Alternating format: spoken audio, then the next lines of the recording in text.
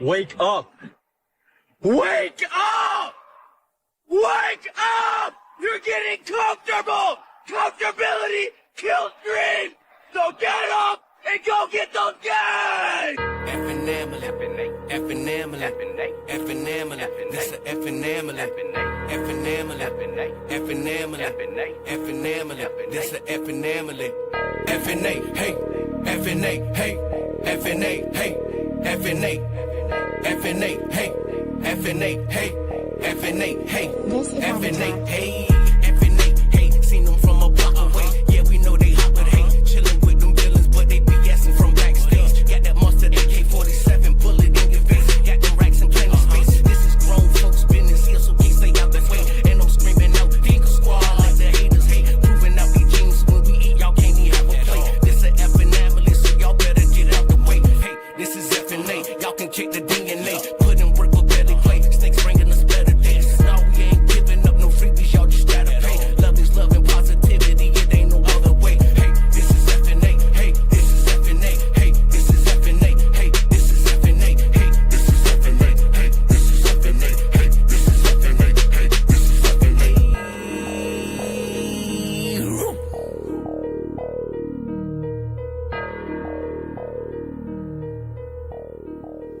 This is Avatar. What is up, everybody? Welcome to another Sunday Serpent Show. We got a good one for you this week. Hell yeah. Going to be showing some crazy stuff this week. Monitors, some crazy pythons you've never heard of that aren't even pythons. They're just called pythons. More on that later. First, we got to do shout-outs. Doing Morph Market and BC's balls. Shout out to Brian. I don't know that Brian's breeding balls anymore, though. I think he might have got out of balls. Shout out to a bald ass head. And Menace to Herpsiety. and shout out to Dr. Dabber. Dr. Dabber. So Keeping we got things civil. in the chat, we got Proxima, Mike and Melissa, What up? Eric B, What up, Eric? no Rockin. No rockin'. Got Nick from Unlock. What up, bro? What up, Apparently Mike? He's got shirts on the way pretty soon for us, so we're Guys, excited ridiculous. for that. Right? Ridiculous. C-Dub in the house. What up, C-Dub? What up, C-Dub? Got Josh in here. What up, Josh? What's happening, Josh? Patrick, and if you make sure you're subbed to Patrick, he did our Yeah. music, and he's also doing a Sunday show Yeah. now, live Sunday show every morning, or it might be early afternoon, depending on where you're at. Shit's banging. This show and our fucking theme song. Hell yeah. He had Will from Flawless on today with him, so Right, yeah, right. be sure you're subbed. J&S James Perry, he just got a beautiful snake, or he's in the process of getting a beautiful snake off us here, so Hell yeah. big shout out to James, Definitely shout out to James. OG Patreon. Got Brave Adventures in here. What up, Brave? We got... Who else? We got? Did I already say hi to Jamie Tire God? If not, what up, Jamie? What up, Jamie? Jeremiah. We got Mitzi. What up, Mitzi? What's happening, Mitzi? Ain't a show unless Missy's here. Right? We'd have to put the show on pause if Mitzi wasn't here. Seriously. Be like, someone go tell Mitzi she needs to get it. Somebody go tap Mitzi while I reevaluate what the fuck I've been doing. All right, so you guys might not have heard of this guy. Actually, Kyle Markham, who was on the show a few weeks Shout ago. out to Kyle. Big shout out to Kyle. If you're not following Markham Reptiles, I don't know what's wrong with you. He does great videos. Great guy. Great sense Wonderful. of humor. Yeah, Kyle's a great dude, man. Yeah.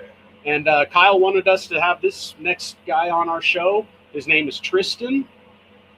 Bring him on right now. Tristan, I do not know how to pronounce your last name, so...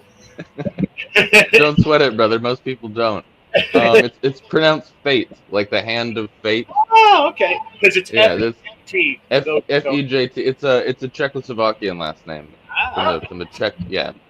That's cool. Oh, yeah. I'm actually 1/8 Czechoslovakian. My cousin. What's up? My grandma was half Czech and half Swiss. My mom's side of the family's Czech. So. Nice. Oh yeah. So yeah, we got Tristan here. He actually does host a podcast, co-hosts a podcast called Hobby Hangar, but that's actually not really why we have him on here. We actually got him on here because he's got a lot of amazing animals to show off. Hell yeah. Thanks, man. What up, Mike? Thanks, man. What up? What up? So yeah, we're gonna put you on solo. What do you got right there? All right, so we're gonna start with him before he gets too pissed off at me. So I had to wrap him up in the blanket real quick so he would sit still long enough, get him warm. But this right here, this is Bubba. This is my Savannah monitor. They come from West Africa, places like Ghana, Burkina Faso, the Congo, that area. He's about 3.5 feet long, pushing 4 feet. He's a big boy. He's about as big as male Savannah monitors usually get. Nice. 4 years old. Dude, I've had this guy as far back as when he was the size of my finger. Oh wow! He was a little fellow when I got him. And man, when I got him, dude, he pretty much saved my life, bro. I would not be here if it wasn't for this lizard. Little backstory. Another thing about monitor lizards, you can't make them do anything you don't want to do. So I'm just happy I was able to show you guys him real quick. Right. Before I start talking about him, because he was not having it, and I had to put him down and let him go off and do his thing. But just lets his monitor run around the house. Everyone he's like a cat or dog. Basically, he's potty trained, and if he's doing something he's not supposed to do, I yell at him like a dog, and he looks over and goes, "Oh shit, I'm in trouble," and runs off to his area. Yeah, he's pretty well behaved. I mean, honestly, he's better behaved than most people's dogs, if I'm gonna be 100% honest. He's one of those one. No, he doesn't bark. He'll hiss at you if he's pissed. He might smack you on the side of your leg with his tail if you walk past him too quickly. But like I was saying backstage earlier, it's kind of like having a cat. You know how sometimes you're that cat's best friend. You're giving it scratches, it's happy, it's appreciating, it's purring, and then the next second it bites you, smacks you, runs off, and hisses. You know, monitors and cats have a lot of similarities. But you can't ever make them do what you want them to. Yeah, they're gonna do what they want to do. That's for sure. I know how that. Sorry, go ahead. I was just saying, I know how that goes, right? Oh yeah, most reptiles are that way. Anyways, yeah, that animal saved my life, man. Bubba came to me when I needed him most, and I shared this story last night too, on another podcast. He came into my life at a time where I was getting out of the military, I was getting out of the army. And when I was a kid, all I ever wanted to be was a soldier, dude. It was either a soldier or I wanted to be a archaeologist, something like that, you know. Oh yeah. And I lived the dream for a while, dude. And then it ended. The dream ended, and I was in a real bad spot. And then things started to compound one after another. I started to go through a divorce at the time. And then not too long after the divorce started, one of my best friends, like one of my childhood best friends, passed away in a car accident. And me and my buddies, he's Native American, and the way they do things when like one of their own passes away, they do things a little bit different. We had the privilege and the honor of taking part in that, and we literally buried him, man. Like, they handed me a shovel, and we put the dirt on that casket. I put the nails in that coffin. That it messed me up, dude. But honestly, it was an honor to do it, and I'm glad it was me. You know, I'm glad it was me there, because it was a blessing and a curse at the same time. That's the best way to describe that experience. It was a blessing and a curse, and it stayed with me, dude. And I was just spiraling. My life was just spiraling at that point, and the war in Ukraine popped off, and I was like, you know what? Maybe I'll just go over there. I'll sell all my shit. I'm gonna get a ticket to Poland, catch a train to the Ukrainian border. I'm gonna just go, and just fuck it, fuck it. I was about ready to throw my life away, dude, because I was just in a dark place, and I needed something to ground me. So I got into reptiles, and lo and behold, that reptile happened to be Bubba. when he was itty bitty. Damn. Fast forward about 5 months, I've had him, and I'm living in an apartment with some roommates, and I'm just, dude, I'm down. Like, I'm just real down again. I'm real down again, and I'm looking at him. You know, I'm looking at his enclosure, and I'm like, man, I'm gonna have to sell this thing. I'm gonna have to rehome him. You know, like all this stuff. And then he just peeks his little head out of his enclosure, and he looks at me. You know, like, and people hate to anthropomorphize animals sometimes, and I know, like, I try not to, but it's something in the, like, the look of that animal's eye. He looks at me and he goes, I'm not going anywhere. And I was like, no. And then it clicked. I'm like, no, you're not. Like, I'm going to take care of you. You're my responsibility. I'm going to take care of you. And like, I started to really, really dive into it. I started to dive into more of the husbandry. I started to dive into the natural history. I started to eat up as much information on Savannah monitors as I could. And I started to realize, man, like, you're throwing all this energy, this time, this effort into this animal to take care of this animal.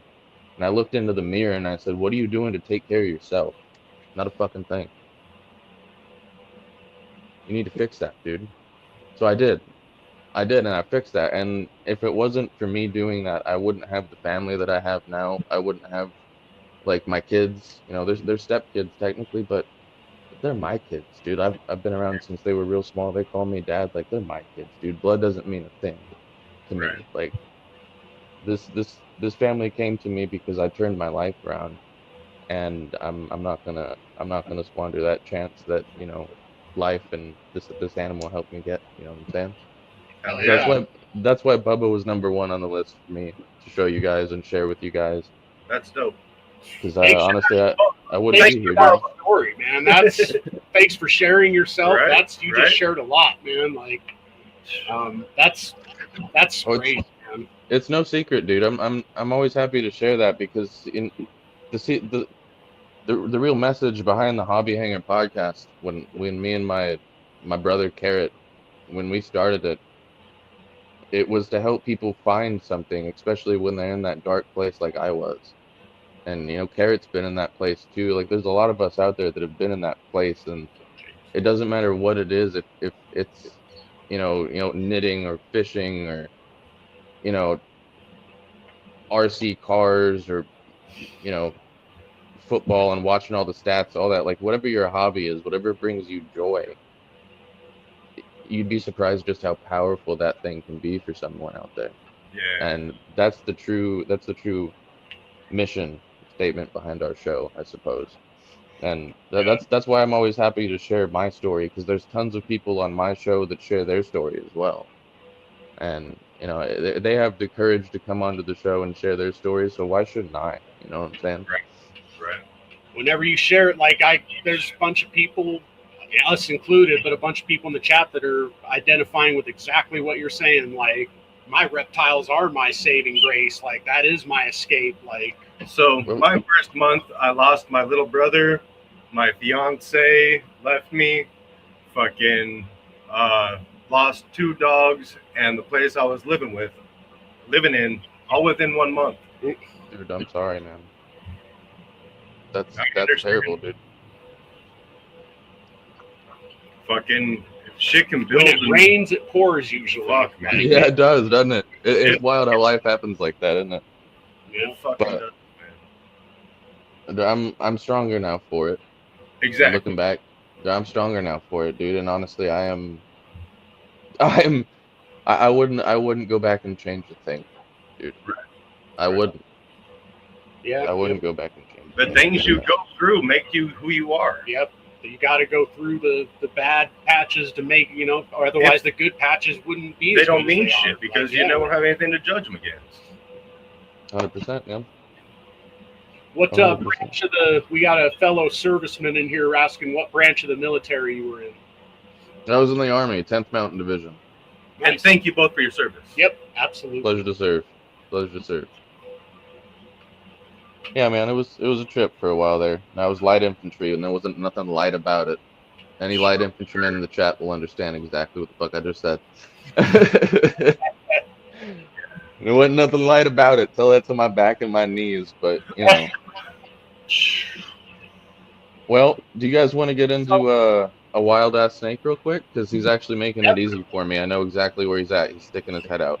Absolutely, Awesome. man. Hell yeah, take advantage. All right, yep, might as well. He's out. Huh. Okay, so Brave Adventures actually doesn't keep or breed reptiles, but part of the reptile community. Hell yeah. Appreciate you. Hell yeah, bro. It's a good community to be a part of. I mean, Right, everyone, you know, everyone's pretty nice to each other most of the time. I mean, most of the time people got each other's backs. Most of the time. Right. All right, here we go. All right, my little alien. You guys see him all right? Yeah, you might be able to get him if you can get him a little closer. Oh, there we go. Oh, wow. Can you tell the difference between which one's the head and which one's the tail? I think the head's on your pinky knuckle. I would say the bottom two, Okay. yeah.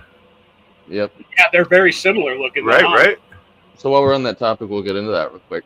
So the reason for that being is this is the defense mechanism. All right, this is a false head, is what it is.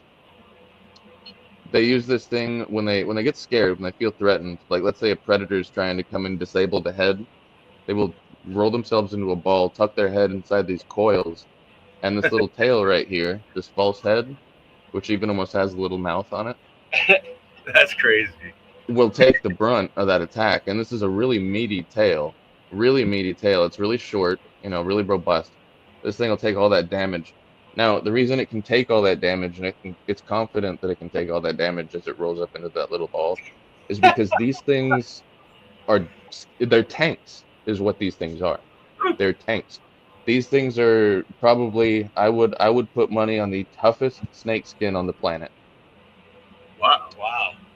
Their skin has been compared to rhinoceros skin.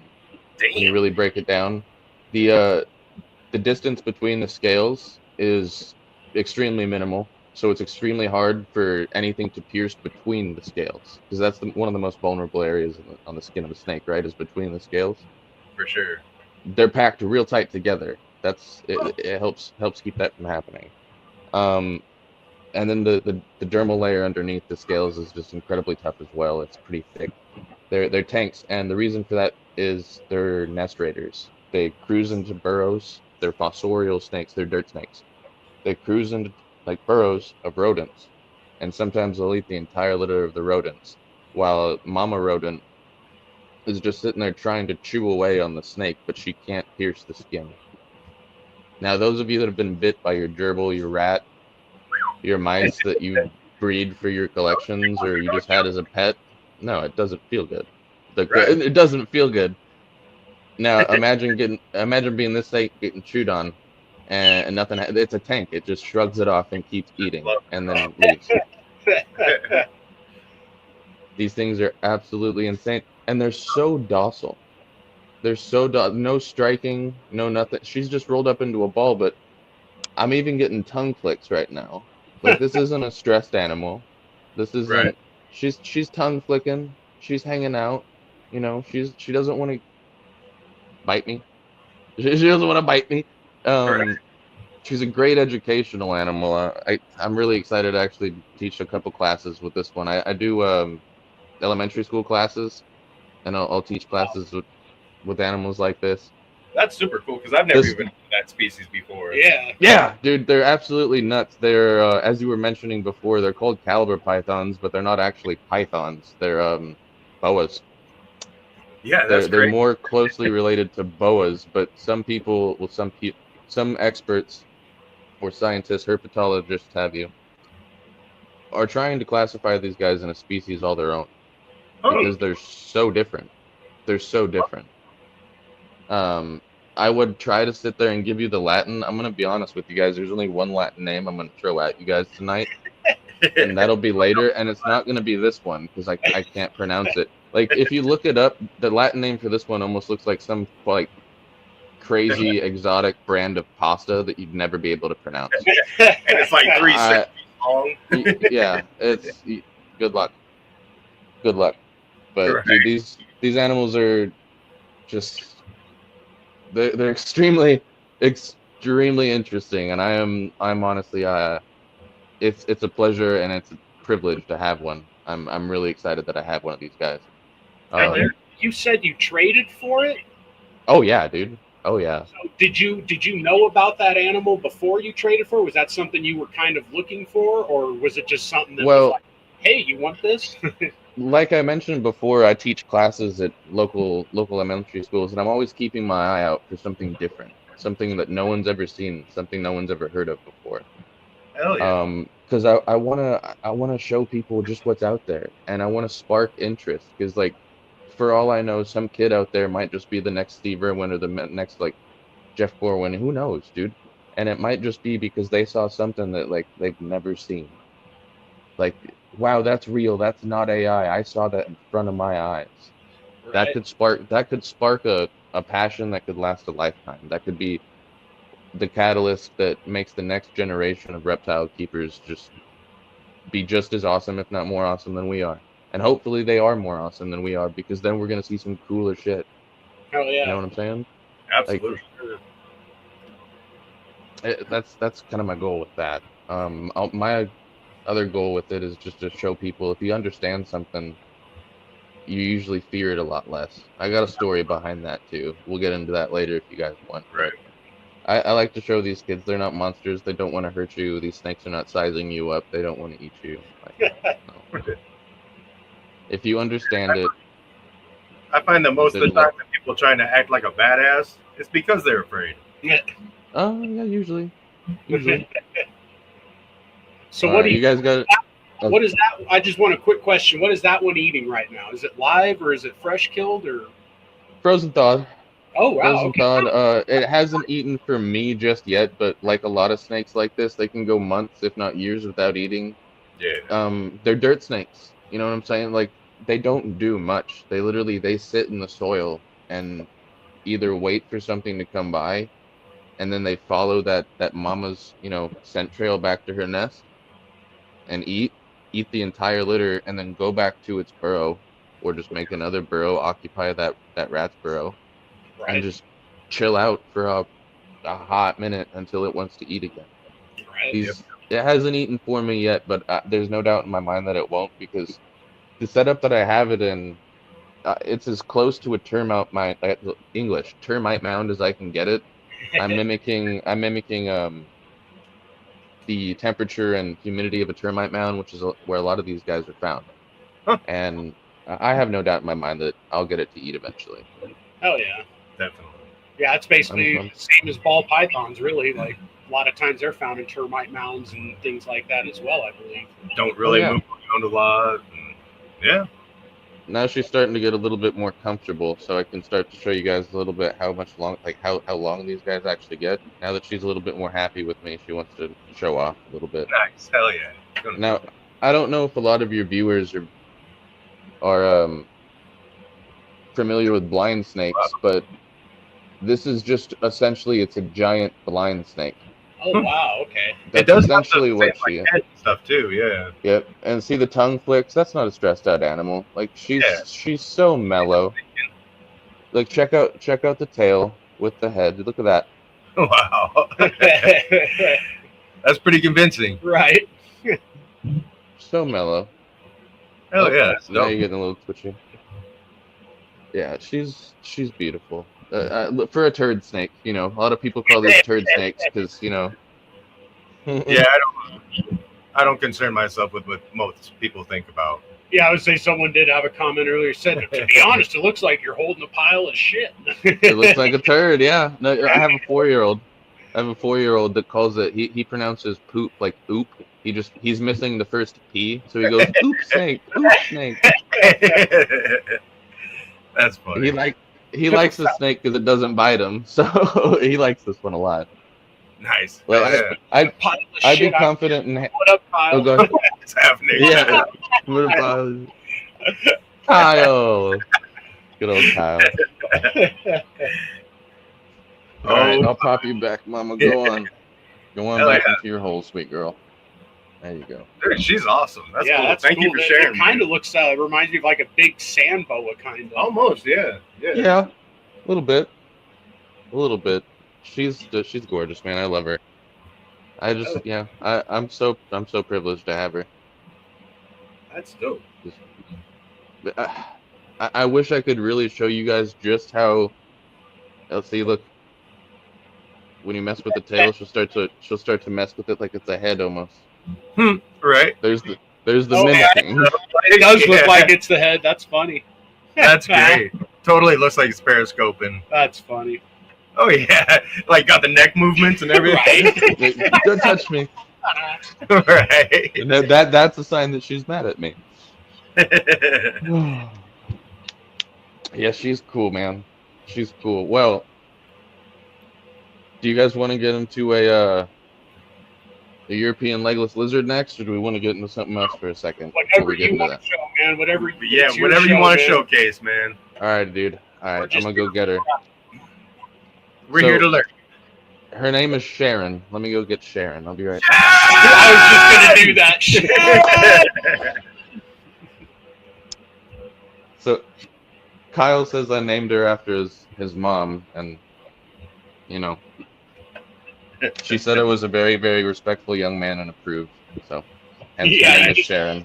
Tristan named his legless lizard after my mom. That's funny. Is your mom married to Ozzy? No, I'm just kidding. Right. Rest in peace, All right. Definitely. Yeah, R.I.P. become Sharon. That's a huge Sharon tail. Legless lizard. Okay. Dude, Wow. she's almost nothing but tail. So I'll show you guys. I'll show you guys where the tail ends. I just gonna say like 2/3 tail. It looks like. Almost. So if you guys can see it, there's a lateral line. Right. That color change. Yep, and a color change that happens. Right here where my finger is, that's where the body ends and the tail starts, and that's where her vent is as well. That's And so then the rest of this is tail. That is too So- cool. For those of you that are sitting there thinking that's a snake, why do they keep calling it a legless lizard? Well, look at these head movements. You know, wash the eyes because she'll blink at some point. And the tongue isn't forked either, right? No, the It's a tongue is not tongue. forked. It's like a blue tongue skink's tongue. Right, That's what it's shaped like. It's rounded. So she blinks. She has ears right in the tip of my finger there. That's her ear. Snakes don't have that. Snakes don't have eyelids. So anytime someone comes over that's afraid of, see, Kyle's saying it, ears too. Yep, those are ears. Anytime that someone who's afraid of snakes comes over to my place, I take this thing out. And they're like, oh my God, put that away. It's a snake. No, it's not a snake. No. It's a lizard. You're right. It's a lizard.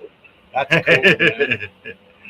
That's a mellow one too. The only other one I've really seen is on the Brian Barczyk, and that one's pretty wiry. She is Yeah, she's definitely being nice to me right now. nice. She's being, that's it. And oh my God, so look, there she goes. She did the roll. So handling these things, they roll. Handling these things is not like handling a snake. It's really awkward. And they're not as flexible either, right? No, they're not. It's really awkward. If you're used to hand, Do they ever try to wrap with their tail or anything? they will kind of. No, just not the same way you'd expect a snake to do it, and not as dexterous either. No. Right. But they're a lot faster than you expect. I can tell you that much. They're a lot faster than you think. I'm tongue feeding her dubia roaches. Oh wow. You can get that canned blue tongue skink food as well, I've been told. But all right, Bubba's back. Now I gotta make sure you don't bite the tail of my Sheltopusik. Right at my feet, right there. Yeah, now you see the big lizard down there, and you're like, oh God, that thing's scary. She's even looking at him too. She's like, what is that? That's gonna eat. Kyle once says you need to show us what your hat says. Oh yeah, it says don't be a hemipene. Oh, you got a hat version. Damn it. That's awesome. Now I'm super jealous. Kyle had the yeah. shirt, you got the hat. Hell yeah. It's the pride of FullVSapparel.com, buddy. Go get you some. Go get you some. Gotcha. I'm gonna have to. I got a mug I gotta show you later too. It says this is my rodent thawing mug. Do not use. That one's I great, would be dude. drinking my coffee out of that one and that one alone. And I See, wouldn't what I even- like, yeah. No, what I like to do is I like to have company come over, and I'll serve them like a glass of water in that mug, and they'll just look at me, Hell and they'll look over at the snakes, and they'll look back at me like, you motherfucker. What? Okay, I just drank out of this and I just noticed what it said. Yeah, like, you motherfucker. And there she goes doing the roll on me again. The death roll. No, I'm just That's kidding. The fun. roll. Yeah, it's awkward. It's awkward. I try. There she goes again. There she goes again. I try not to handle her much for this reason because she doesn't like it. She Right. tolerates it, but she doesn't like it. I need to be on the ground. Yeah, she wants to be on the ground. It's really what she wants to go get under her leaf litter and get warm. Oh, right. That's what she wants. But yeah, I think I might go pop her back because she's starting to get a little pissed off at me. But then I'll get back into a little bit of the natural history and where they're from once I get back. Cool. Hell yeah. Big shout out to Tristan today. It was definitely a different show than what we usually do, and I like it. Yeah. And I appreciate the fact that he's willing to listen to his animals. When his animals are done, you gotta be there. Right. Well, like he said, that thing's faster than it looks, so Right. he doesn't want to be chasing, especially if Bubba's Man, out. I've seen one of those get away once, and they are fast. They're definitely unique, man. It's crazy, Definitely. dude. Legless lizards.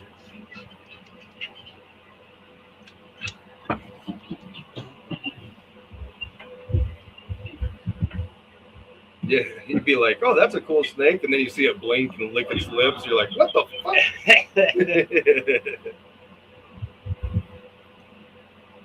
All right, I'm back. Nice. So, natural history, where they're from. So Sheltopusic, that's the only Latin term I'm going to throw at you. Sheltopusic. Sheltopusic are from southeastern Europe. I say that slow because I want to make sure I say it right. I always fuck that up for some reason. And sometimes you can find them down in the Middle East. So, Ken, A lot of people say that they're sighted and viewed in like when it's raining. That's when they're out hunting. You can catch them eating a lot of different invertebrates, smaller lizards, geckos, like frogs even. They're neat. The fact that you can give them, like someone told me, canned tegu food you can get. I think it's Zoomed or Zilla or something like that. Canned tegu food. I'd have to go look. I have some in the fridge. She'll eat that, but I do want to keep her on a more natural diet, so I'm looking more into what I can actually offer her. Hell yeah. I want to look into earthworms for her because, like I said, she likes to be under leaf litter and she likes to, burrow down into some softer substrate. So I wouldn't understand why she wouldn't be eating earthworms, Right. out in the wild. So I'm gonna start looking into that. But I am raising some tadpoles for frogs and froglets, so I can feed some of my other animals frogs and froglets, like my monitors. Hell And yeah. I'm curious to see if she'll take one of them. Like you see a bunch of tanks around here. This one's full of tadpoles.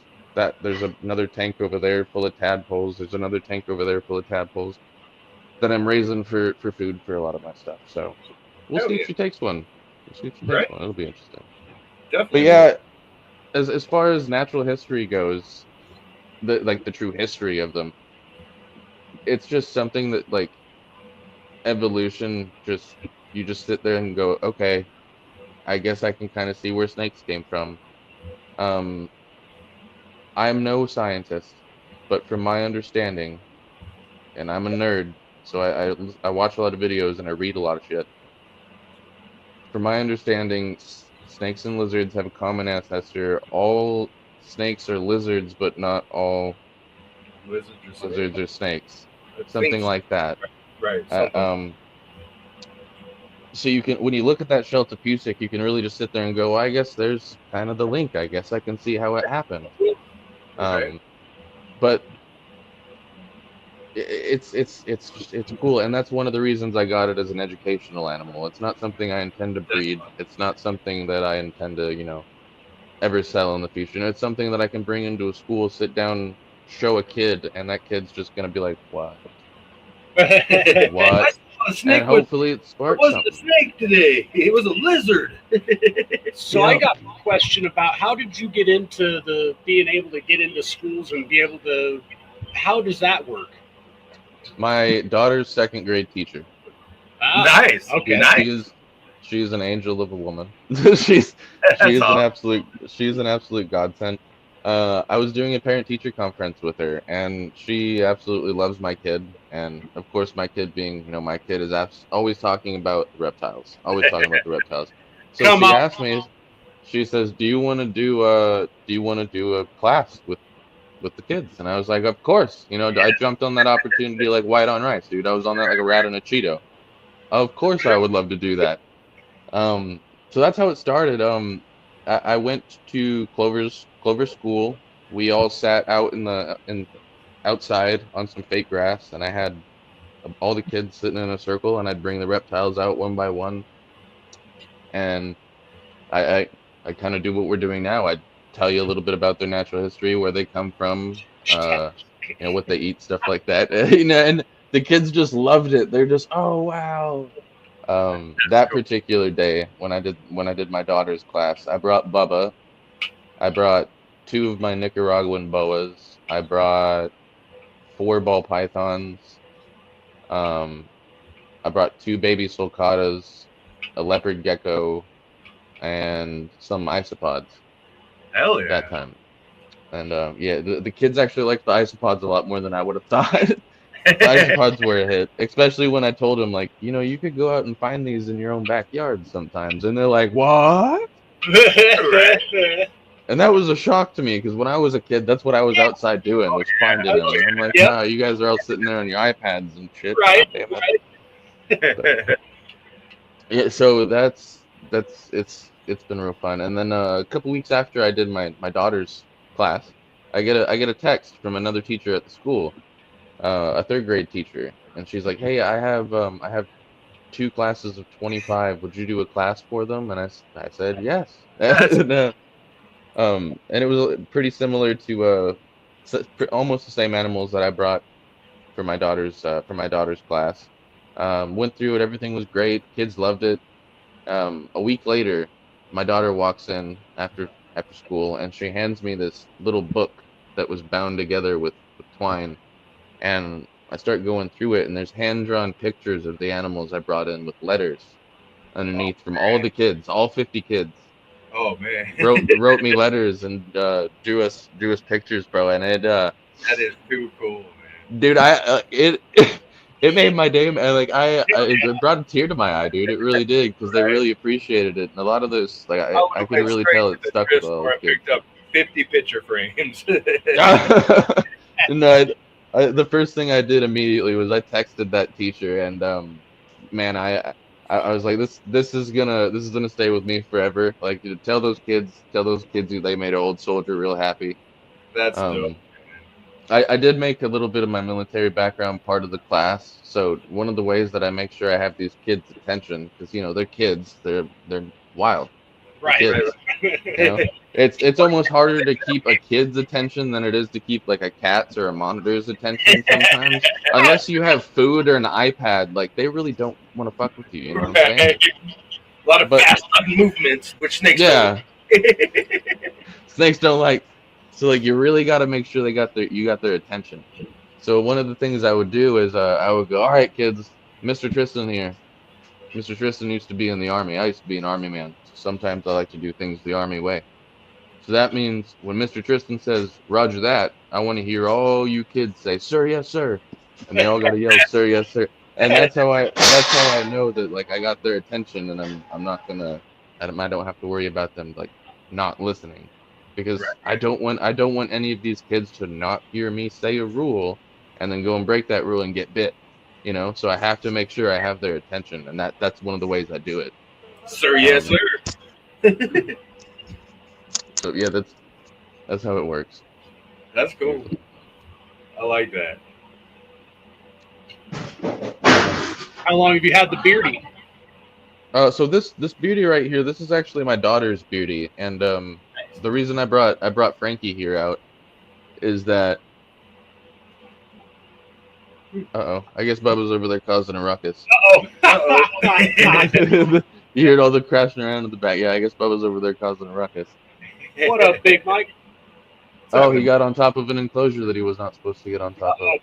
Uh-oh. Oh, Lord. Sounds like you got some work to Yeah, I got to do some rearranging, but we just rearranged. do. Anyways, yeah, I have Frankie here because I wanted to bring her out so I could talk about like why I bring a bearded dragon to some of those classes. While it's not as impressive as like say a Savannah Monitor or a cool looking boa, it's a Frankie. It's something like it's a Frankie. It's a bearded dragon. It's something you see in every Petco or PetSmart. Well, I want to sit in front of these kids and I want to educate them on some of the things that they need to take care of one of these animals correctly. It's you can't sit and take these things and throw them in a 20-gallon tank and feed them, spinach leaves and crickets all its life. Like it takes more than that, So I like to explain to the kids, you need special lights, you need calcium supplements, you need to make sure their diet's correct, you need to give them enough space to move around in, you need something bigger than a 40-gallon aquarium or a 20-gallon aquarium, you need something decent. You need to make sure their temperatures are correct, you need to this laundry list of stuff that you need for what a lot of people consider a starter reptile, right? Now, don't get me wrong, like, these animals are great, because for the sheer fact that I can pick them up, do this, like, I'm not worried about her at all. She's just cruising around. They're really cool for this, but their husbandry needs are pretty advanced for something that's considered a starter reptile. And that's something I like to teach these kids, so that when they go to choose out a reptile, if it's something that they get the opportunity to do with their family at some point, they're thinking about these things.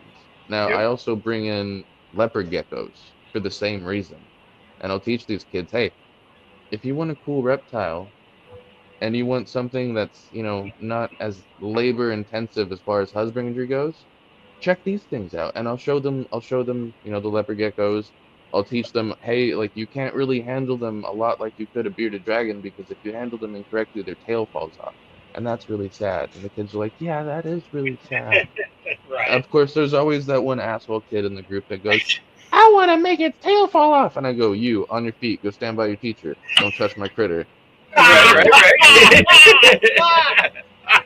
Drop and give me 30, soldier. Right. I'll be on you like a rat on a Cheeto, boy. Don't touch my shit. No, like, one of my favorite things is I have these giant, like, 3-foot-long metal tongs. And I bring them to the school because sometimes I'll bring roaches to feed Bubba, just to show the kids how he eats. If he's in the mood, he'll do it. Right. But as I was walking around and I was telling the kids, now, when I bring out this leopard gecko, you all need to be very quiet, because if you scare this animal, its tail could fall off. And they're like, oh! And I said, any of you make my critter's tail fall off? And then I pulled out those big old metal tongs that said, I'll pinch your nose. And I'm tink, tink, tink, with those big old metal tongs. And they're like, ah! That shit was great. And the teacher was like, can I borrow those later? I said, yes, ma'am. I'll get you a pair. Don't you worry. So that's, You get them tongue trained, and then I won't have to worry about it next time.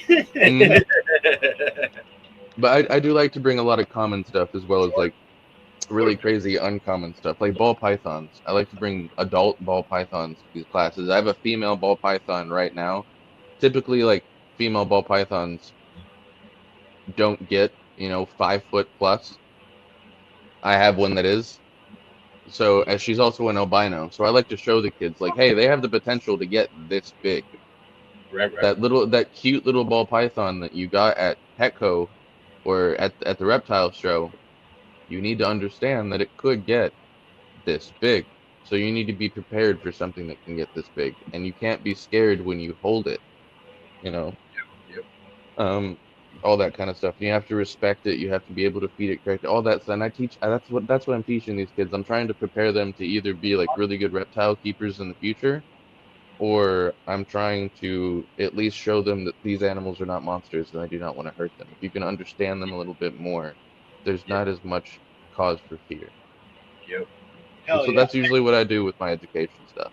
Good on you for doing that. We need Thank you. more of that. Absolutely. Thank That's you. kind of why I was asking, because unfortunately, we don't have kids or any kind of in like that. Well, I so, wouldn't say unfortunately. we have- I'm pretty good unfortunately, for the whole educational purpose. For me, that was an on-purpose thing. Right, me too. I didn't expect to be a dad, dude. I'm gonna be 100% honest with you. Like, there was a point in my life where, like, if if the army wanted me to have kids, they'd issue me some. You know, like there was a part of my life where I was a little bit like that. But you know, I never thought I'd be able to, but I wouldn't trade it for the world, dude. I was just gonna say, Yeah. I think most guys usually don't want to be dads, but the second they become a dad, it changes them forever. Well, it's not like they don't want to. It's just that Right. they're not looking to at the moment. Yeah. But whenever it happens, they're all It's a about that kid, biological man. switch though that goes off. Like I've seen Oh. it in friends that I've had before they had kids and after, like, and it's Yeah, definitely man. I'm sure I would have been in the same boat, but I'm very Never glad that too whenever the late for kid kids. starts acting crazy, I can just no, be it like, is. here It is Nick. your It's kid. too late. Oh, Nick All says right. he wanted to be a dad. Hell yeah, Nick. Good on you. Hell yeah. I mean, the ones that want to be a dad are usually the best ones. Well, yeah.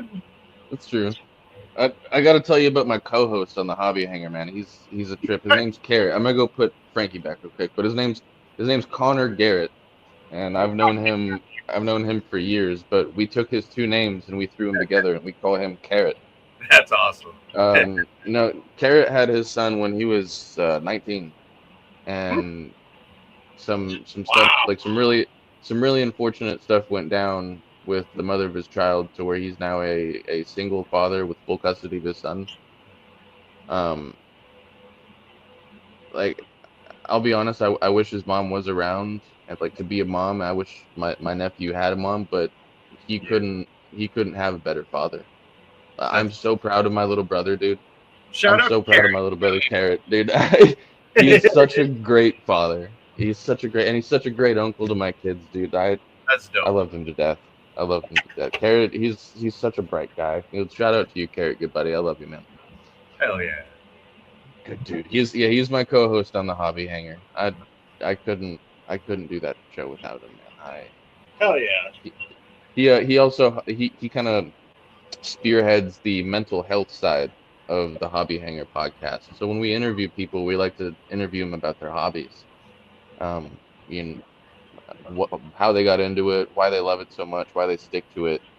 And Right. Carrot likes to talk about what it does for them mentally, what it does for them, you know, positively in their lives.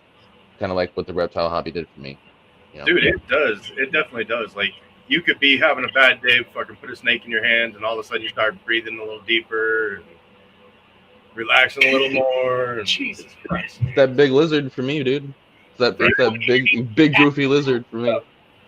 hell yeah, man. He's my emotional support lizard, that monitor. That's dope, man. I love that lizard to death, man. What's up, Steven?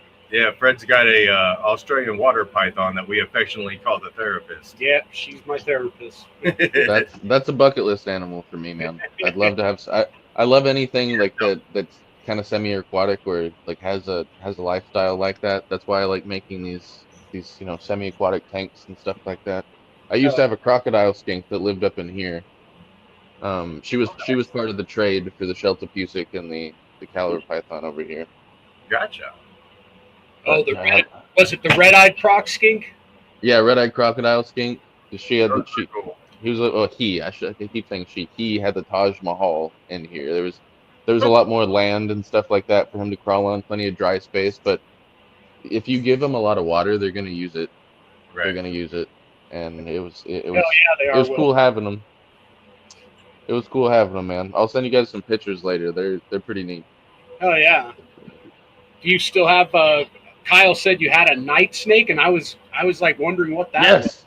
Oh, so Hypsiguena. It's one of the other few Latin terms I'm gonna throw at you because I can pronounce that right. Thanks to one of my buddies. Hey, man, you got me beat now. Yeah, a Sonoran night snake. Yeah, they're cool little critters. So they're a rear-fanged colubrid we have here in the Sonoran Desert. I think you can find them in Texas and New Mexico, parts of Southern California as well. Oh, They wow.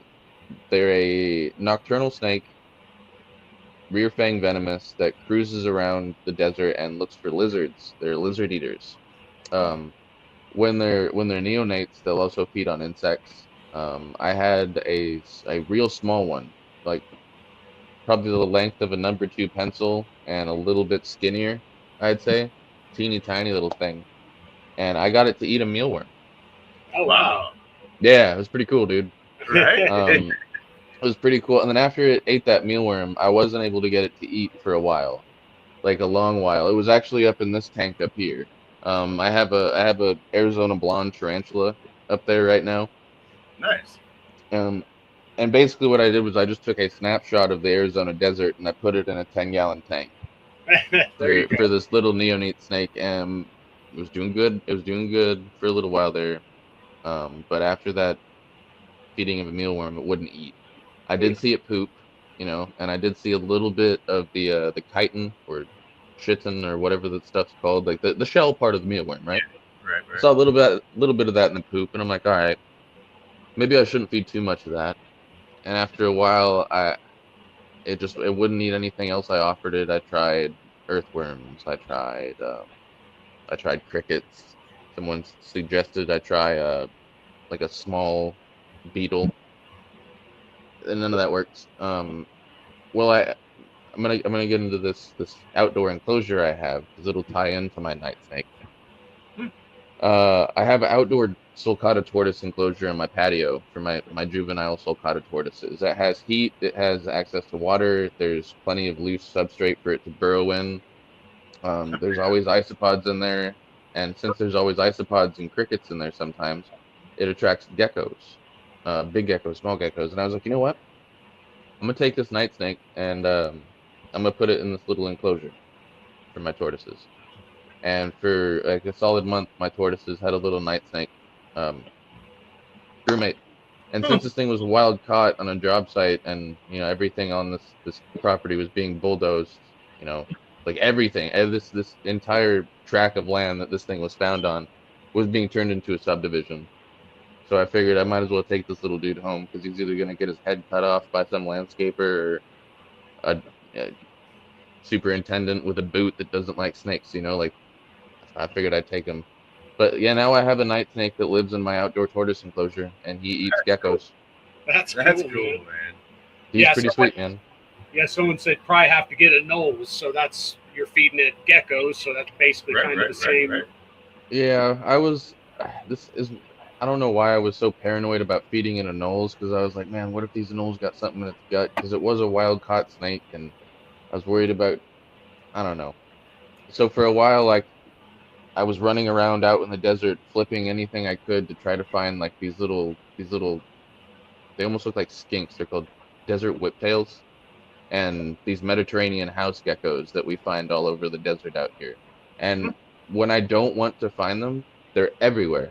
But when I want to find them, I couldn't find any of them. So, are you in Arizona or New Mexico? Yeah, I'm in Arizona, Phoenix, Arizona. Oh man, it gets hot there. It does get hot there. We can ship Oh, snakes here, there. I'm like I'm a 5-minute walk away from prime atrox habitat. Like I can go herping like right over there. Hell yeah, that is a cool thing. We see big old diamondbacks over here all the time. Oh man, that's crazy. And more often I see baby ones getting eaten by roadrunners. Like that's when I see the most snakes, is when they're getting eaten by a roadrunner. Huh. Crazy. Yeah, that's nuts. He's talking about the heat. Yeah. Dude, I was gonna say there's been so many times we can't ship snakes because it's too hot, and like someone living in Arizona, it's like I was like, we ship snakes there sometimes. We might get a more narrow window for like Phoenix area than some of the cold places. Like. Yeah, fall and spring is about it. Yep. So you can really make this winter has been really mild, but there's a lot of species I wouldn't push it with. But yeah, the fall and the spring is pretty much our window. Basically, whenever it's cool for you guys, it's too cold for us. Right. Yeah. So it's true, which dude. is crazy because you guys are just right next door, basically. Yeah. Hop, skip, and jump away. That's crazy how much just 500 miles can make, or I guess it's probably a little more than that, but right. Yeah, it's pretty nuts. You guys are up high though, up in the mountains. I'm a desert dweller down in the lowlands. Do you still have a bunch of scorpions, different scorpions? I do. I have 2 different scorpions. I have an Arizona desert hairy, or Sonoran desert hairy. I'm not. It's pretty sick. It's pretty big, dude. I'd say like 2.5 inches long, almost 3. Wow. It's a beast. Like it'll take down debia roaches, no problem. Damn. Yeah, no problem. Just take them down. I also have an Asian forest floor scorpion, and that thing, it's really fun to watch because, you know, when you typically think about how a scorpion hunts, you'd think, you know, especially with the ones where I'm from, they use their stinger to incapacitate the prey, and they use that venom. But these guys, their claws are so big and they're so robust, and there's so much like power they can generate. More often than not, they're just going to grab a hold of that prey, pull it towards then start eating. They don't even need to use their stinger because they're so strong. Like they don't need to incapacitate the prey. Their stinger, right. their pincers. Like sorry, there we go. Or something. Yeah. Damn, 2.5 inches is massive, and then he's all, that's what I call my wife anyways. I love you, Nick. Nick's awesome, man. I was to say, do you ever handle those scorpions, or are they just strictly cage pets? Fuck no. Fuck no. Fuck no. No, they are looking pets. No, I will if I have to. I will if I have to. But no, I respect their space. Oh yeah. I respect. I took a bite to the belly button from a black widow, and that's. Wow. I was scared of spiders forever until I ended up with this Arizona blonde. I don't need to be bit by one like that. Yeah, no, I ended up having to break my arachnophobia by holding a spider at a reptile show, and it was an Arizona blonde that I held, and now I own one. So I was just gonna ask if you handled the tarantula. So apparently, I do occasionally. My daughter handles her more than I do. Her name is Precious, and she's the only tarantula I'll handle willingly. Is that one of those tarantulas that can shoot its hairs or whatever? Oh yes, all New World species can. Okay. So the difference between Old World species, so anything you find in Africa, Asia, you know, that part of the world, right? They're gonna have a little bit more of a spicier bite to them, right? Okay. That go juice they got in those fangs is a little bit more potent. As to where New World species, their bite's a little more mild, but they have what's called as urticating hairs. So imagine getting like spikes from a prickly pear cactus or fiberglass stuck in your I was skin. just gonna say, work with insulation and you'll understand. Yes. Yes. Get it in your eyes, your nose, your mouth, bro. You're gonna have a shit day. Not having a good day. You're not having a good day. So I would say some species are definitely worse than others, and there's some people that do develop a more of a, I would say, crazier reaction the more they're exposed to it. Right. That does happen, as wild as that sounds. So if you are one of those people that just want to make sure that doesn't happen to you, just wear a mask, wear gloves, take precautions. Definitely wear safety glasses. Don't get that shit in your eye, dude. Don't take the risk. Your vision is not worse. Let me put it this way. I run a hobby-based podcast. There is no hobby out there that's worth your health your vision. Take the safety precautions. Take the safety precautions every time. There's no hobby out there worth sacrificing your health, life, limb, vision. No, none of it. Uh-oh. So when you're working with an animal that has the capability to launch what's equivalent to fucking fiberglass into your eyes and mouth, show some respect and take the precautions. If you're going to be handling that animal, or if you're going to be showing that animal off to your friends or your family when they come over, always understand that they have the capability to do that. Make sure everybody around you understands they have the capability to do that. Be responsible. Be respectful to the animal and be respectful to who's around you, because they definitely didn't sign up to get fiberglass in their eyes and mouth.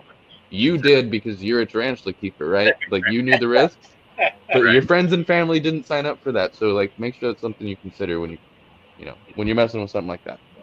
I agree. That's my spiel. Hell yeah. Yeah, I hate fiberglass. Always be safe. Indeed. So I used to be a tinner, and my favorite thing was doing the fiberglass fucking insulation, because you could actually take your time and chill, so long as you're not sweating, you're not opening those pores for those hairs to get in, you're fine. Yep. And whenever they come up saying, hey, you're not moving fast enough, you throw them some insulation and they'll leave. Get out of here. Oh No, man. never mind. I'm sorry. You're doing a great job. Spray that shit at him. Oh god.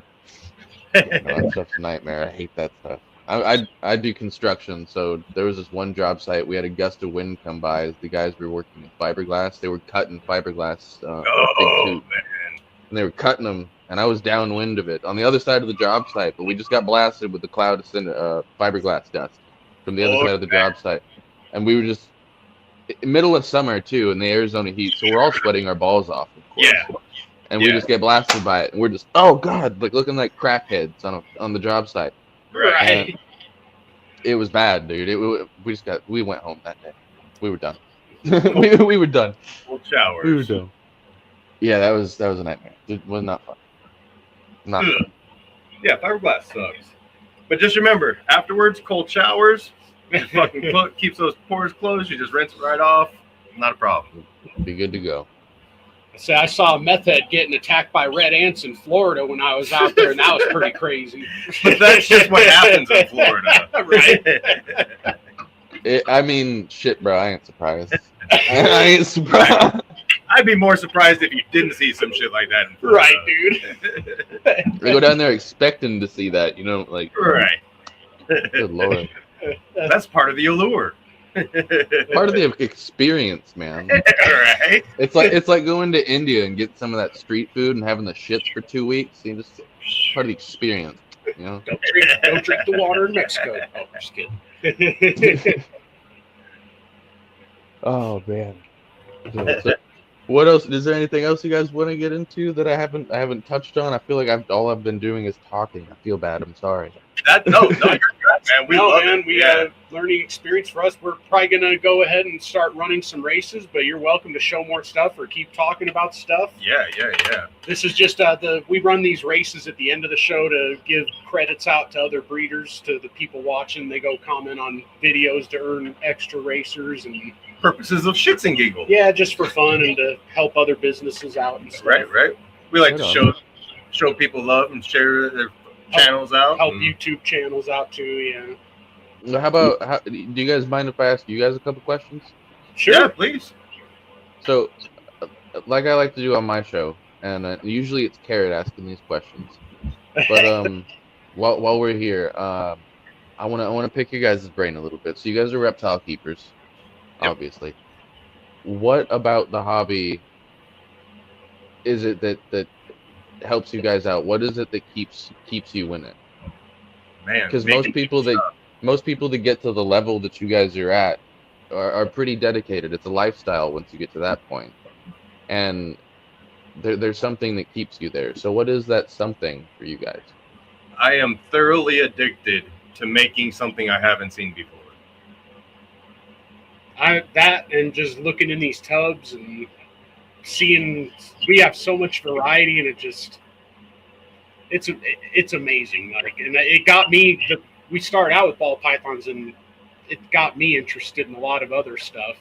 So that's where I wound up getting the Australian water python. I wound up getting, but I guess I'm getting off track. I guess just honestly, just seeing the animals and being able to produce stuff that nobody's seen really. Yeah. I love like it. Just look at animals that there's definitely a lot of people that don't fucking broadcast their world's first or anything, so there's definitely a chance we're not the world's first, but I believe that there's at least a couple of them we've Not made. kids. Oh, I wouldn't doubt it, dude. I wouldn't me, doubt it, because what you guys are doing is art. If you think about it, what you're doing is art. I think so. And I disagree I definitely think with so. that. When I first got into this, when I first started watching videos, I was like, oh, these guys aren't artists. They're just having snakes fuck, And it's like, yeah, but You got got to the right snake fuck, though. You have to have what you're going to make, especially if you're Exactly. making something that's never been made before, Mm-hmm. You gotta have some knowledge, dude. There's some skill involved. I would know. Like I tried breeding ball pythons last year, and it was my first attempt. Failed miserably. Everybody told me it was so easy. So no, don't go into it cocky. Don't go into it thinking you know everything, because that's how you're gonna fucking fail. Trust me, I would know. That's so. I have learned. I am glad I had that learning experience. To be 100% honest with you. So do you know where you failed then? Yeah, I do. It was the substrate that I was incubating on. It was too dry. Too dry. I dried out my eggs. That's why. You got eggs then and everything, so at least you got that far. A lot of people don't even get that. Yeah, no, I even got to like where one egg was viable, but I cut it open too early because I thought that like 60 days is sacrosanct, you know, and like once it gets past 60 days, you might as well cut open the egg to see what's going on. So I fell into that trap with my one last egg that didn't fucking either dry out or mold on me. And the temperature I cut it open. Definitely matters. Yes, it does, and it also matters on having a reliable incubator. Learn that the hard way. Yeah, that's another thing too. It makes things so much easier. It does, dude. It does. So I go and I cut the egg open, and there was just a perfect little baby. And had I waited, I know now, knowing what I know now when I look back on that experience, had I waited another week, I would have had a beautiful little baby albino ball python in my hand. Rather than. You don't know though. Yep. Sometimes the hardest lessons are the ones you learn that way, man. Yeah. So it was a tough lesson to learn, dude. It was definitely an emotional experience for me because, like, you know, that was my first real clutch, and I remember just every day looking at those eggs every single day, stressing about them. I see one start to mold, I start freaking out, I start feeling bad. And then you know, having that little baby ball python in my hand, just barely clinging to life because I cut the egg too soon, and then watching it die just gutted me, dude. But it was right then and there I said, never again. Yeah. Never again. And I'd learned from my mistakes, and I know what I'm going to do wrong. Like, right next time, I know what I'm going to figure it out. Hell yeah. So are you trying to breed this year? I do have, I did pair up my ball pythons. Some of the things that I traded for the Shelter Pusic and the Caliber were a couple of my ball pythons, but I still have a big female, and she's gravid. So nice. I'm going to try again with her this year. I have the incubator ready to go. I'm going to go get me some hatch right, and I'm going to make some shit happen, bro. If you have any questions, please get a hold of us, man. Dude, I'm so happy that I got a hold of people like you guys now, because we want. I have no excuse now. I have no excuse. Well, and you're probably in Kyle's chat group too, so I know anyone in there would help you. Too, so. Oh yeah. Everybody's super supportive in there. Like, that's another great thing about this hobby is the community. Like, there's some great people in here, and it's definitely you find the right group, dude. Like, the sky's the limit. Honestly, sky's the limit. Definitely. If you don't know, they'll help you right through it. That's for sure. Definitely. I wish I had more time to be able to be in those groups and chat and stuff. It's just like, I miss so much conversation in a lot of the groups I'm in. No, most of it's just me and Kyle just bullshitting about random stuff, so don't worry about it. You're not missing much. Well, it's not just that group, though. We're in a lot of groups, and it's like, I know I'm missing important stuff, like in some of them, but just how it goes. It's awesome though. Hell yeah, Kyle. It's great. Yeah, good old Kyle. He helped make this happen, man. I really appreciate it. Kyle's been helping me out a lot with getting in touch with a lot of people coming onto my show and helping me get onto other people's show. That man's been a blessing. Hell yeah, he's a good guy, man. And the way he responds to things so fast, there's sometimes where I feel like he's either like some AI somewhere, or you know. Dude, that would have taken me a while. He's freaking fast, bro. He's freaking fast. He on top of shit, dude. He's on top of shit. And then he's got that little future lady killer of his running around, man. That kid of his, bro. He's got to keep an eye on that one, because the eyes on that boy. He's gonna look once at a lady. Panties are gonna be dropping. He's gonna be handful. Jesus. He's gonna be like, "You want to see my snake?" No, not that one. Hold on, wait. That's what I'm talking about. Like, I actually got real snakes, lady. No, dude, Kyle's a trip, man. I'm sure his kid's gonna be just like him. He's gonna be a trip too. Right. Oh man. Well, what's the feeling like when you open something, like when you see something come out of the egg, you take one look at it and you know, like, this has to be a world's first. What's that feeling like, man? Because I've never been there. The first time it happened, I was freaking out. Yeah, I mean, I still freak out. I do. Actually, it's just depending. You can watch some of the 8-cut videos Right. we've done, and like this guy here is very fucking. I wear my heart on my sleeve, and if you can tell if I like something, you can tell if I don't. I love cutting snake eggs. Man, I mean, I'll dance around like a freaking idiot sometimes. Like I don't care. Like I get thoroughly enthralled in it. That's what I did when I got the picture. I was at work when I got the picture of my ball python wrapped around the clutch. Hell yeah.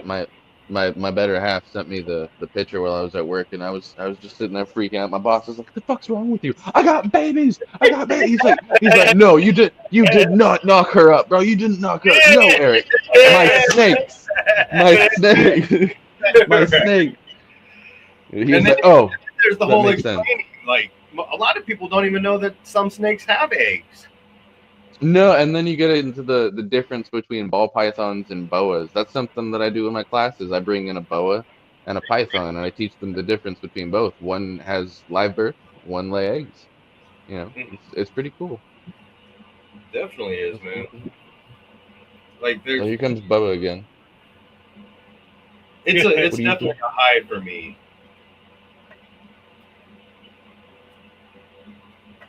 Like, Yeah, I really wanna get there someday. I just wanna experience it. Say like, I put in the work to get to this point. Hell yeah. Okay. Now I feel like I gotta show something off. I'm down for it. Here comes Bubba. Bubba. Here he comes. Hey, buddy. You hear me talking shit about you? Come here. Come here, buddy. Oh. There he is. So I'm sure all of the regular viewers already know what I went to grab. But just like making things like this, man. Oh, dude, that's beautiful. Look at that thing. No, Bubba, you can't eat that, buddy. You can't eat that. Oh my God, that's a beautiful animal, man. And unfortunately, oranges do not show up good on camera. It's more of that color-ish.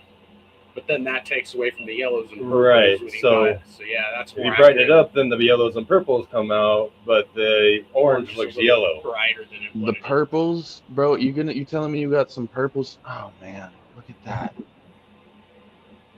Yeah, it's like I bet purple outlining around the heads. It's so cool. I'm gonna need to see something like that in person. Dude, Dude, look at that. I love showing this snake off in person because everybody's like, man, that thing does not photograph well at all. I love the pattern too. The color, that's sick. But look at the alien heads on it, dude. The alien heads are so unique. Look at that. Yeah, it has almost like that Kraken kind of look to it. And that's the I love it. To me is like, this thing isn't built for nature. No, it's not. It Not stands at all. up like a sore thumb. It's food. People Yep. are sending requests now. Show the best snake, AK Blackhead. Oh shit! You want to go ahead and show it? I want to see the water python too. That's a bucket list critter for me. Go get her. She's not in shed or nothing. So this is Mike Salazar from Proxima's favorite snake. Oh my God, bro. So that's Blackhead. A Dinker Gene we're calling AK-47 and goat or granite goat. I like it. It's funny. I was like reading letters on the side of it, and it looked like goat or something. GOA Oh, something. Oh, she actually has. Where's it at? Where's it at? Where's it? There it is. Right there. She knows what she is. Dope. DOPE. Oh, okay. that's so. I Oh see. my God. What a beautiful animal, bro. Thanks, man. And like to me, that's what I like most about ball pythons is I'm not the biggest into like hybrids, but you get some cool looking animals. With these, it's all the same fucking It animals. seems like the genetics are more with ball pythons than anything else out there I can think of, you know? Dogs, cats, Right? Yeah. Because even with Like, dogs, like you get into specific breeds, which would be equivalent to a ball python, but then it's like how many color patterns can you get with that specific breed, you know? Like, yeah. Leopard geckos were like that for me at first when I got into leopard geckos and we started exploring all the genetics with that. And then I got into ball pythons and I started to dive down into the genetics rabbit hole. And you know what I found out the further I got down that hole? The more confused I was. Yeah, it's definitely so much learning, man. Like being able to figure out what genes do what, and like sometimes maybe a pattern, something that cleans and fucking like makes the pattern less, like not less, but I can't even think. What? Yeah, Like reduced. reduced. Thank you. That's the word I was looking for. The more reduced pattern doesn't always work good with something that's you're trying to make busy, because like it just kind of cancels each other out. And like sometimes, like if you're doing something where you want a whole bunch of color, like you probably don't want xanthic. Yeah, because the xanthics, that cancels out like the yellows and other stuff like that, right? Yeah, Yeah. Because I've seen xanthic savanna monitors, and I was convinced for a little bit that Bubba might be that because he has a lot less yellow in him than a lot more savannas I've seen do. But then I saw a true xanthic savanna monitor. It's gray. Yeah. Like it's they're really like they're cool looking. They're really cool looking. They lose a lot of like the golds and pinks that sometimes they'll get on their neck, and when savanna monitors are nice and warm, they're almost gold. They're not a brown lizard. They look almost gold. They're beautiful. But when you see those I forgot what it was called for a second. But well, yeah, when you see those xanthic savanna monitors, it just kind of It's a blows your different mind. Yeah. It is. And then I've seen banded savanna monitors where the little circles on their back, the little dots on their back come together so close that they mimic bands. Wow. And then I've seen semi-banded to where like the spots come together as like stripes, like it looks like Morse code going across their body. Wow, that's cool. But that's as far as it gets with savannas, as far as I know. I mean, I haven't seen much. There's melanistics as well. I've seen a couple melanistics, and they're impressive. They're cool looking. They look like little black dragons with a little bit of pattern to them. Wow, that's cool. But yeah. Thank God savannas don't get much crazier than that. So. Right. There's definitely a lot of learning to do with the ball pythons, but I mean, to me, that's one of the things that makes it more enjoyable, is because a lot of people that just come in thinking, oh, this is easy peasy, like, all right, let's see you do something like fucking blah, blah, blah, or like, it's just so many different ways to influence pattern and color and all of this stuff. And once you actually start working it, then you actually recognize and realize, like, wait a minute, this is more of an art form. And you do have to put thought into it. Like, you're making me wish that I didn't trade most of my ball pythons right now. Just talking like this, bro. Like, cause I got one left, but like I said, she's gravid, so I'm gonna have a few more coming out of her. nice. Dude, now that I know you guys, like I wanna like try to do a project. Like I kind of want to see if I can send some of my offspring that I get over to you guys and see what you might be able to do with them. Hell yeah. That'd be cool. See what kind of hidden genetics are there, dude. Right. What is that? Is that the water python? Yeah. Dude, the golds on that thing. Dude, Right. her belly is straight amazing. gold belly. Oh man. And Just underneath of her face is white. Like she just got white on the bottom of her head. And she's probably about 7 foot. Would you say She's so? super friendly. Like oh my god, look at that. Dude, that'd be a great educational animal. Oh, she's She's awesome, man. You could hand her to a kid and she's pretty fucking bulletproof, man. Look at that, dude. Yeah, that's awesome, bro. That's what I love to see, dude. Fred actually falls asleep with this animal. Yeah.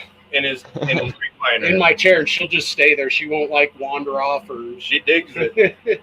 That is a bucket list for me, dude. I want one of those so bad. How are you keeping her? Can you tell me what it's like having one of those, bro? I just like keep your her in personal a experience. 4x2x2 enclosure on cocoa with a hide hotspot, pretty much similar to a ball python. That's nothing terrible at all. I did give her a water feature there for a while when she was smaller. She used I bet it. she made a mess out of it, huh? Not really. She used it like a lot the first month, and then she just stopped using it altogether. So it was She just was a lot of defensive maintenance. over it for a little while. Right. Like whenever she was soaking, you couldn't touch her. I mean, you'd think with it in the name that you need to have like some kind of big old water feature. That's what I'd love to do with it though. I'd love to do like a walk-in style enclosure with a pair of them in there, and have like a stocked little pond with some cichlids running around in there or something. I don't know, man. I just get these visions in my head of, oh, that'd be super cool. I want to build that someday.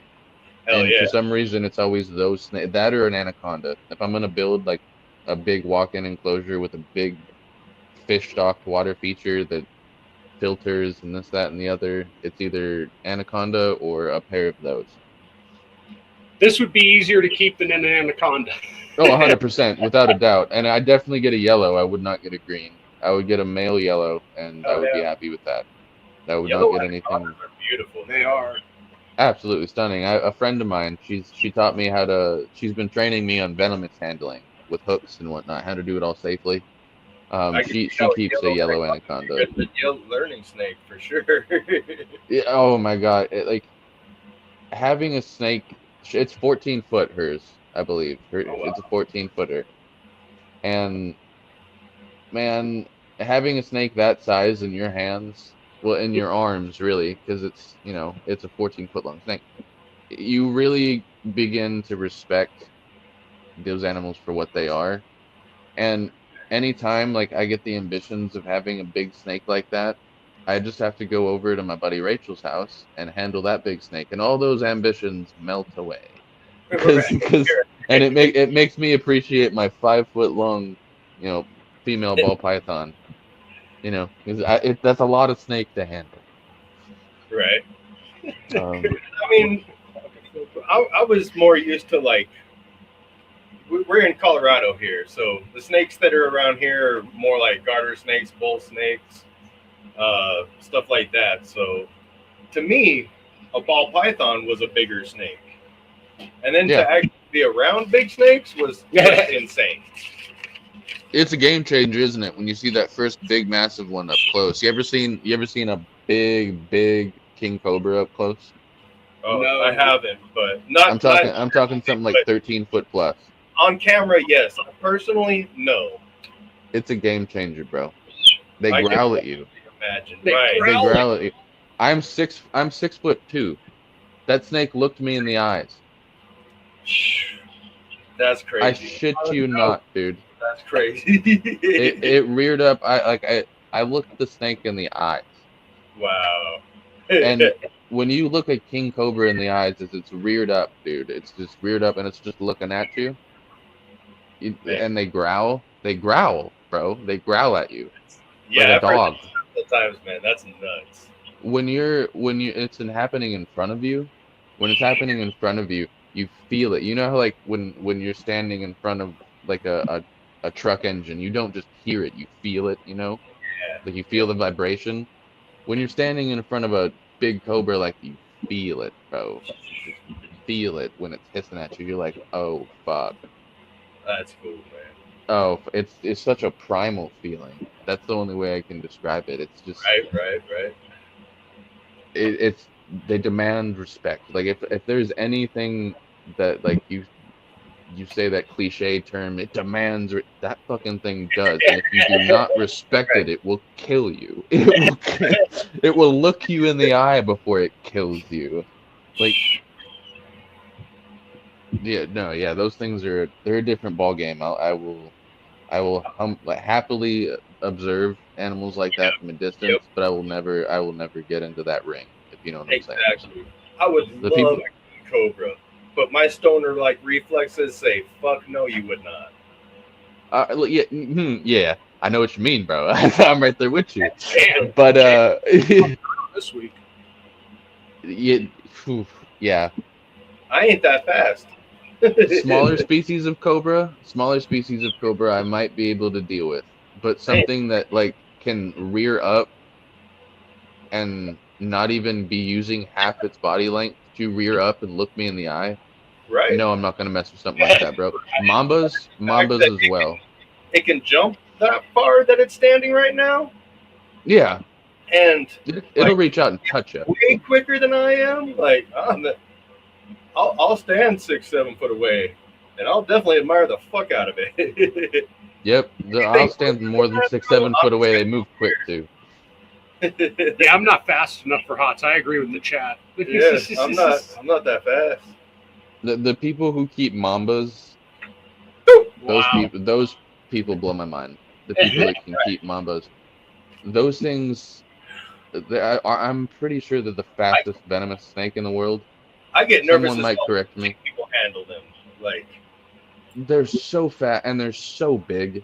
Man, like how do people control something like that confidently? I don't understand.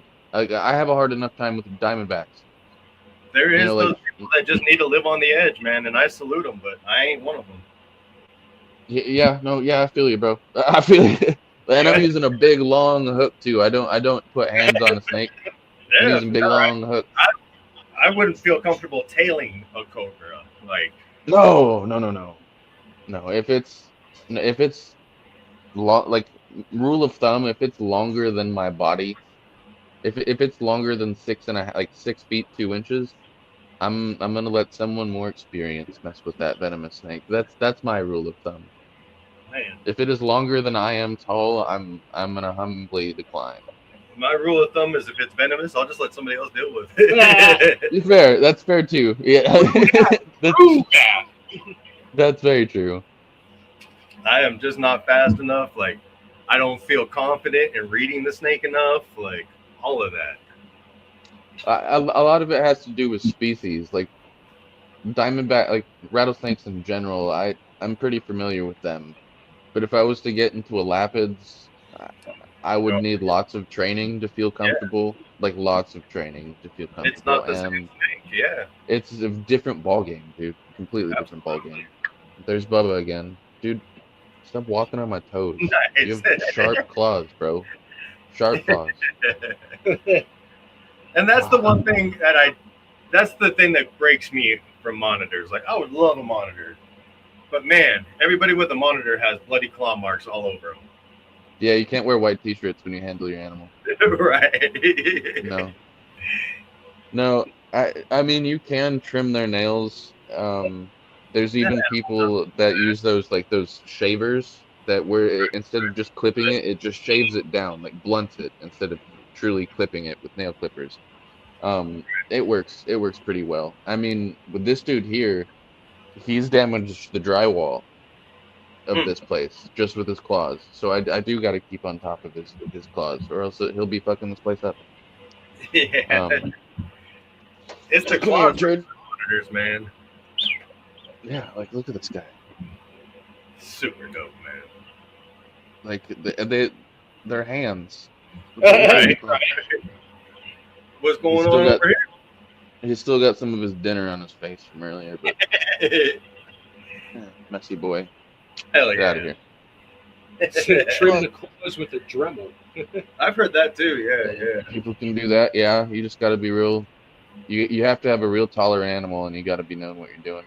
Because if you hit the cuticle, especially if you're working with something big like an Asian water or one of those black throats, and you cause that animal pain, and that animal does not trust you, you're in for a world of hurt.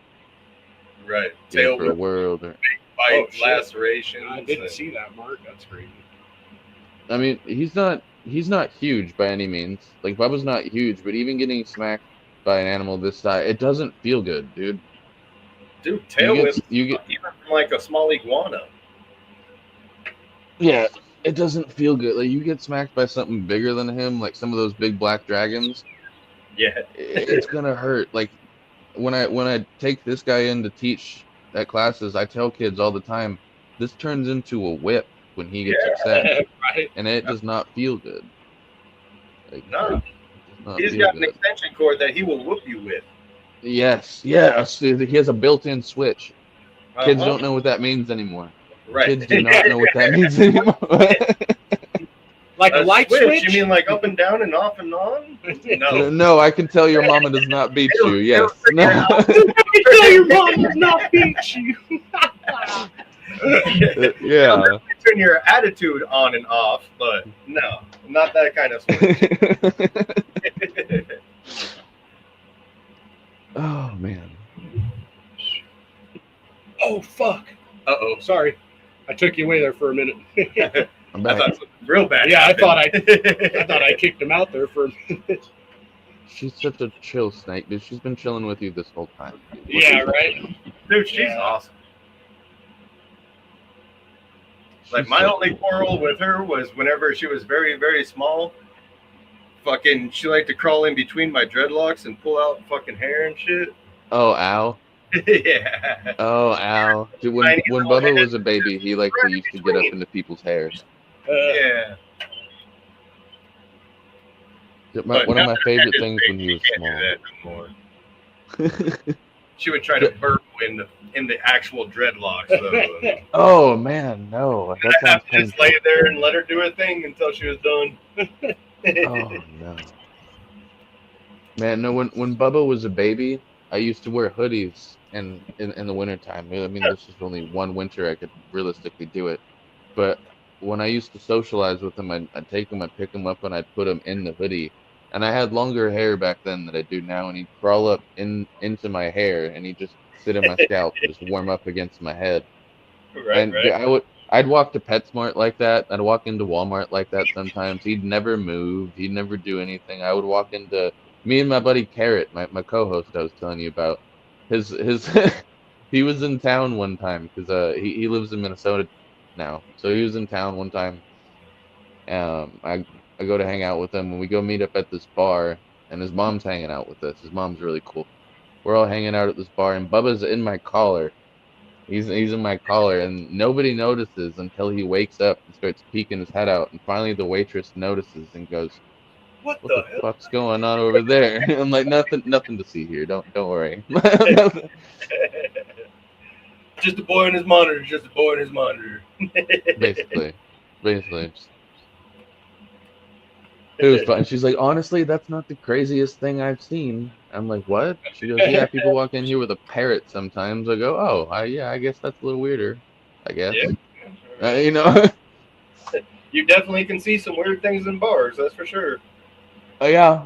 Well, I mean, if you're a local by me, you definitely see some weird shit walking into the local dispensary. If you're a local stoner in northern Phoenix, Arizona.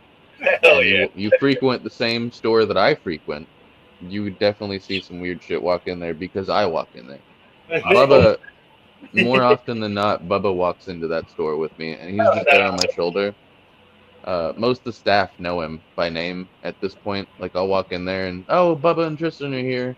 And there's this one. I do. I get my veterans discount and a free joint every now and then. Man, it's pretty nice. But this one lady in particular, she'll come over and she'll pick Bubba up and she'll just hold Bubba the entire time I'm there making my purchases and whatnot. Yeah. Dude, it's so funny. I'd be telling people, yeah, Bubba used to be Steve, but he was smoking that shit that they were smoking on Cheech and Chong. No, what I like to tell people, especially the ones that are like really shocked and kind of like look at me like I have a third eyeball when I walk in with him on my shoulders, I tell them, "Don't worry, he's just a dog with like a weird skin disease," and they just look at me like I'm even more weird. It's okay, he's good, I promise. His tail and a weird skin disease. He's just got a weird skin disease. That's And dope. then they'll see me hand like this big lizard off to this, like this short little chick who looks super sweet and innocent. I just hand him off to her, and they're like, "Oh," and she'll start petting him like a dog and cuddling him like a baby, and they're like, "Oh, Wait a minute, he's really not a monster." They really are just like a dog. You got to raise them right. That's the key with monitors, man. You got to raise them right. Savannah monitors in particular, you got to raise them right, and you got to understand that every individual monitor, they're gonna be different, man. They have so much capacity for different personality. Now, don't get me wrong. You guys are ball python guys. I love ball pythons too, but if we're gonna be honest with each other, compared to a lot of things in the hobby, there's not much going on behind those eyes of a ball python, right? I'll be the first to admit it. When you get into monitors, dude, there's a lot going on behind those eyes. A lot more excitement. There's a lot going on behind those eyes, and you really have to respect that. And there are some individuals that just, for lack of better terms, do not adjust well to captivity. Right. It could be because they were just a bad import, and the conditions and treatment that they suffered through that import process was so bad that it scarred them for lives. And I have an animal just like that. Just the fact that some of them don't get scarred like that for life, like, it shows the fucking compassion in the animal itself. Bubba was one of them. Dude, I'm going to be honest with you. I would not be able to do a lot of the stuff I'm able to do with him if it wasn't for the fact that he's one of the individual animals that came with such a easygoing disposition straight out of the gate. Yeah. Absolutely. Straight out of the gate. I have one animal that I cannot touch. That's my female juvenile Savannah monitor. Her name's Penny. I got her, as a juvenile subadult, so I don't know what her past is, but she's one of them you can't touch. You can't. Yeah. And then I have a real small one. His name's Forrest. His temperament's pretty much in between where Penny and Bubba is. Like, I can pet him, he will let me pick him up, but there are times where, if he doesn't want to be fucked with, you just leave him alone. Right. Fuck with him. Exactly. But Bubba, for the most part, like, I can walk up to him, pet him, scratch him under the chin, pick him up, throw him in the bathtub. He doesn't give a shit. Like, he might hiss at me sometimes just to complain, but that's it. Yeah. And it's like the ball pythons are the same way. Like, some of them will eat every time. Some of them don't want to eat except, like, special occasion or something. I don't know what the fuck it is. But, like, so many people think, a ball python acts this way. A Savannah monitor acts this way. Hell no. No, a lot of it has to do with the individual. Like we do. Yeah, 100%. It has a lot to do with the individual. Yep. Now, for example, like, ball pythons, man. I had this ball python. She was a lesser morph. She was a big girl. She was bigger than this albino I have. And I believe that she has Vola locality DNA in her because she had the head of a bulldog and she was over 5 foot. She was huge. Like, real big, beefy head. When she first came to me, she was housed with another big female before she came to me. For years and years, she was housed with another big female. When I got her, she wouldn't eat for months and months. And at first I thought she was gravid. I'm like, maybe she's just gravid because she's a big, big girl. No, she was just a big, big girl. I tried every trick in the book. The paper bag trick. I tried scenting. I tried gerbils. I tried everything in the world, bro. I tried chicks. I tried everything. She wouldn't eat. I just don't feel like it. Yep, she would not eat. I called the guy I got her from, and he's like, is she by herself? I said, yeah, she's by herself. He said, dude, she's never been by herself in her life. She's probably just stressed out.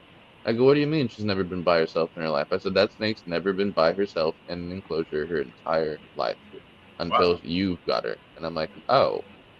He's like, do you have another big female? Like, something you're not afraid of her eating?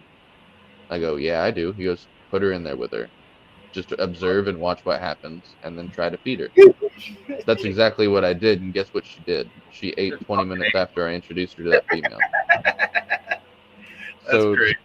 The entire time that ball python was under my care, she was cohabbed with that other big female, and I never had any problems, ever. There were plenty of different hides, there were plenty of different heat sources, like there were different water sources. They never had to compete for anything. But they always chose to be together. There was never any signs of aggression. I never saw bite marks on either of this. Nothing crazy, dude. Nothing ever happened. And it kind of completely went against everything I always thought of when it came to, ball python husbandry. But it was a cool experience. everything with ball pythons is a sometimes or a maybe. Like, Yeah. sometimes you find them where they like to be held. Sometimes you find them where out of here. Like, everything's a sometimes or a maybe. Yeah. Yeah. A lot of times it really just boils down to the individual. Mm-hmm. Who knows? Maybe I'll go out there and I'll try to find another caliber python, and that might be just the one caliber python on the planet that decides to be angry as fuck all the time and bites me every time I pick it up, even though they're not known to be biting.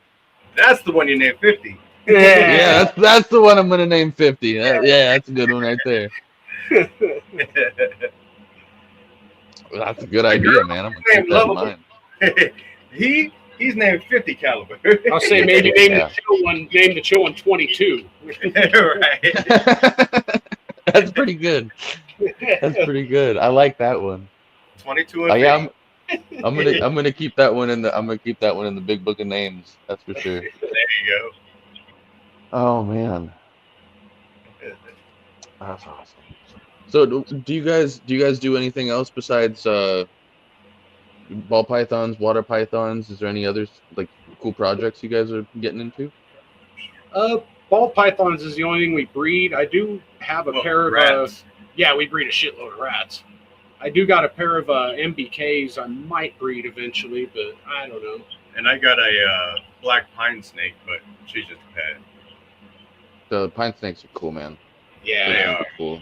I saw a Louisiana pine when I was living in Louisiana. I was stationed down there at Fort Polk. It's not called Fort Polk anymore. I think they changed the name. I think But so. yeah, I was stationed down at Fort Polk, where dreams and careers go to die. And we were always out there, and I got to see a Louisiana pine snake in the wild, and that was cool. Wow, It was that's cool. dope. Oh yeah. I got to see a few other things there. Every time I saw a gator when I lived down there, I'd say, "Can I pet that dog? Can I pet that dog? Can't pet that I know- small puppy. I want to pet that dog." I remember I first got to Fort Polk, like the first time I ever got onto the base. We were driving on base, and I see the golf course. There's a bunch of ponds in the golf course in the middle of this base, and the guy driving, he was this senior specialist.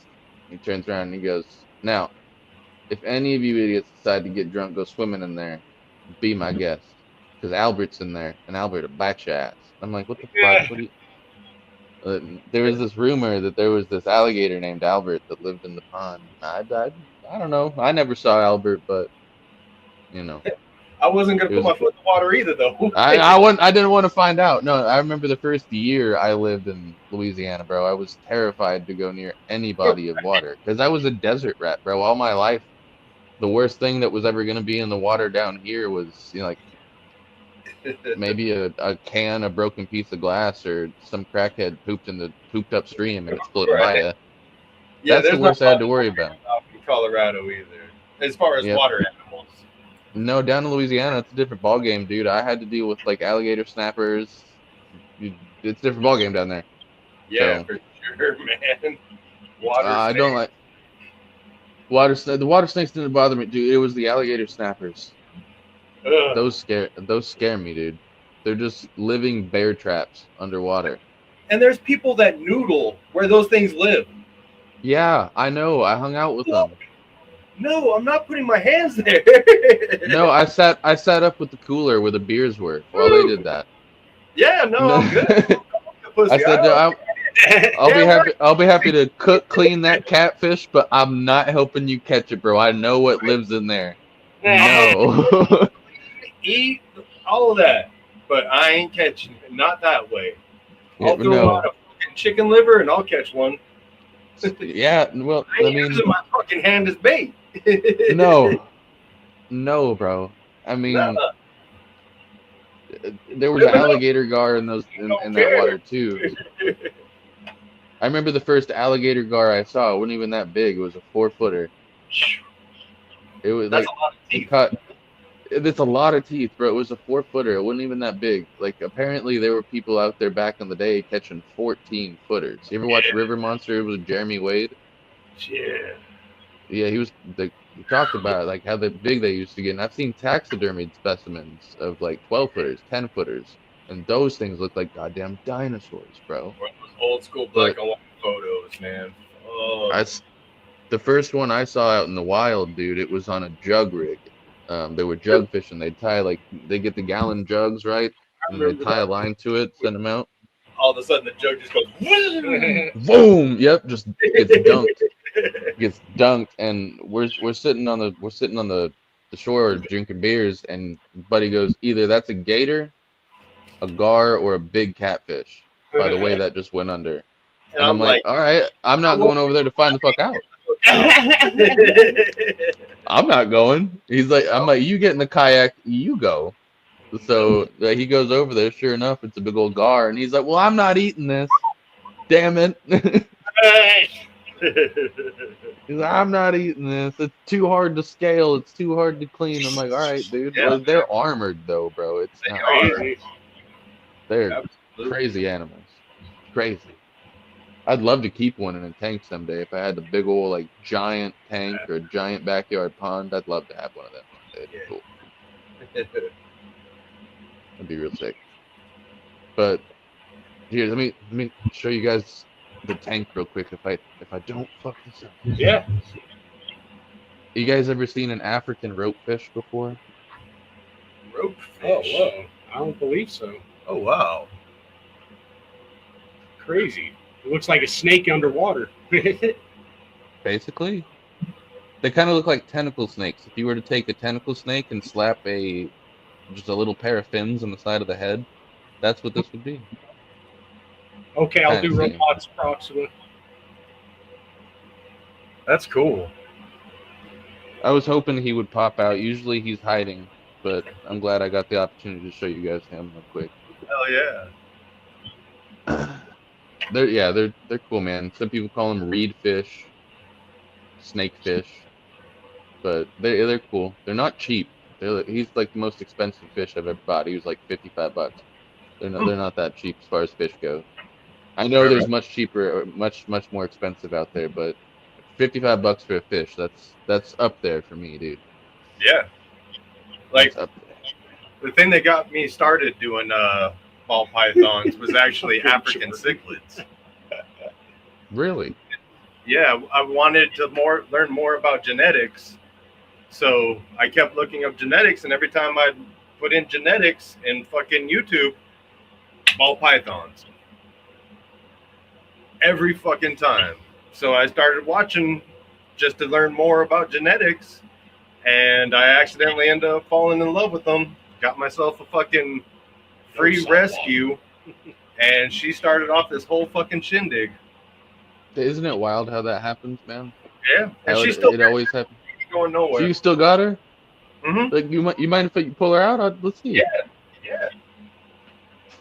So Okay. how long ago did you say you got her? 2019. Yeah. And she was covered in stuck shed, and she had so many eye caps that her eyes were like dented in for like 2 or 3 poor months. girl. But Oh, look at how pretty she is now, bro. it's fucking Look at that. awesome, thick as fuck. That's a beautiful girl right there. She's happy, healthy. Look at her. Oh yeah, that's Beautiful Peggy. specimen right there. Peggy, I love it. That lesser ball python I was telling you about, her name was Yzma, and I had a little male wild type for her named Kronk. And for his new groove. she's looking mighty white on the backside here, so I'm gonna go ahead and put her back.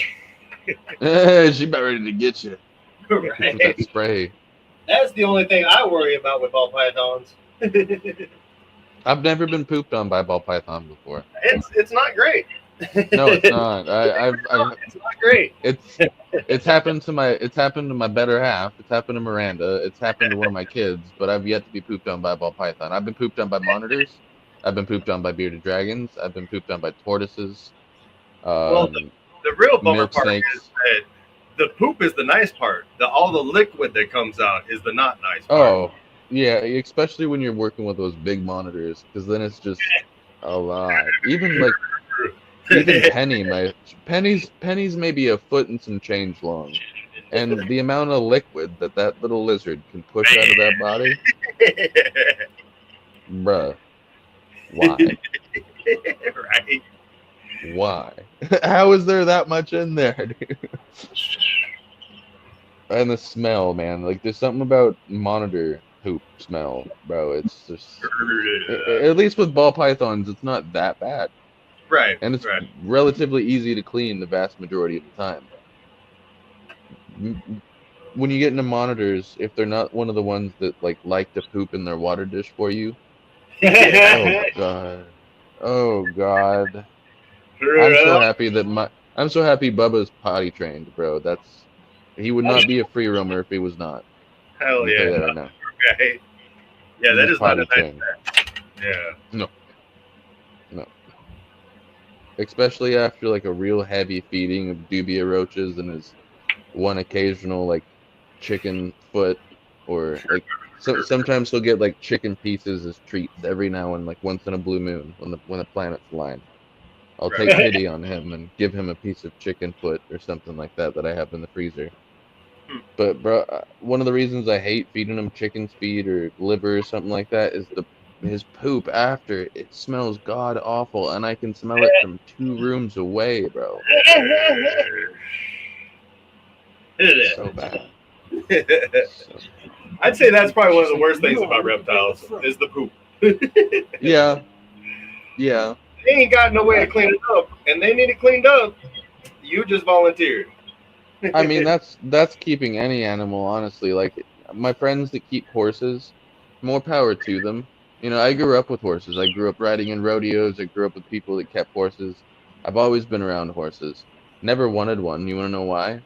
Because I used to have to help clean up the horse poop with the horses that I rode. And I said, I only help out with this when I'm around these horses. I don't own these horses. I already think it's bad enough I have to clean up dog poop. I can only imagine doing this every day. So like we were talking about that education and fear type situation, that's one animal I have to get to know better is horses. I'm actually afraid of horses. That's a lot of fucking love, trust. I don't know enough about them. I can't read them.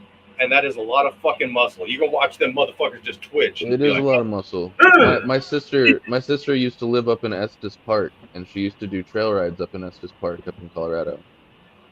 She lives in Texas now, but man, if she still lived there, I'd say go over to Estes Park. She'll give you a free trail ride. She'll push you on a nice brainwashed horse, and you'll all your fear will melt away on this. I bet. That sounds amazing.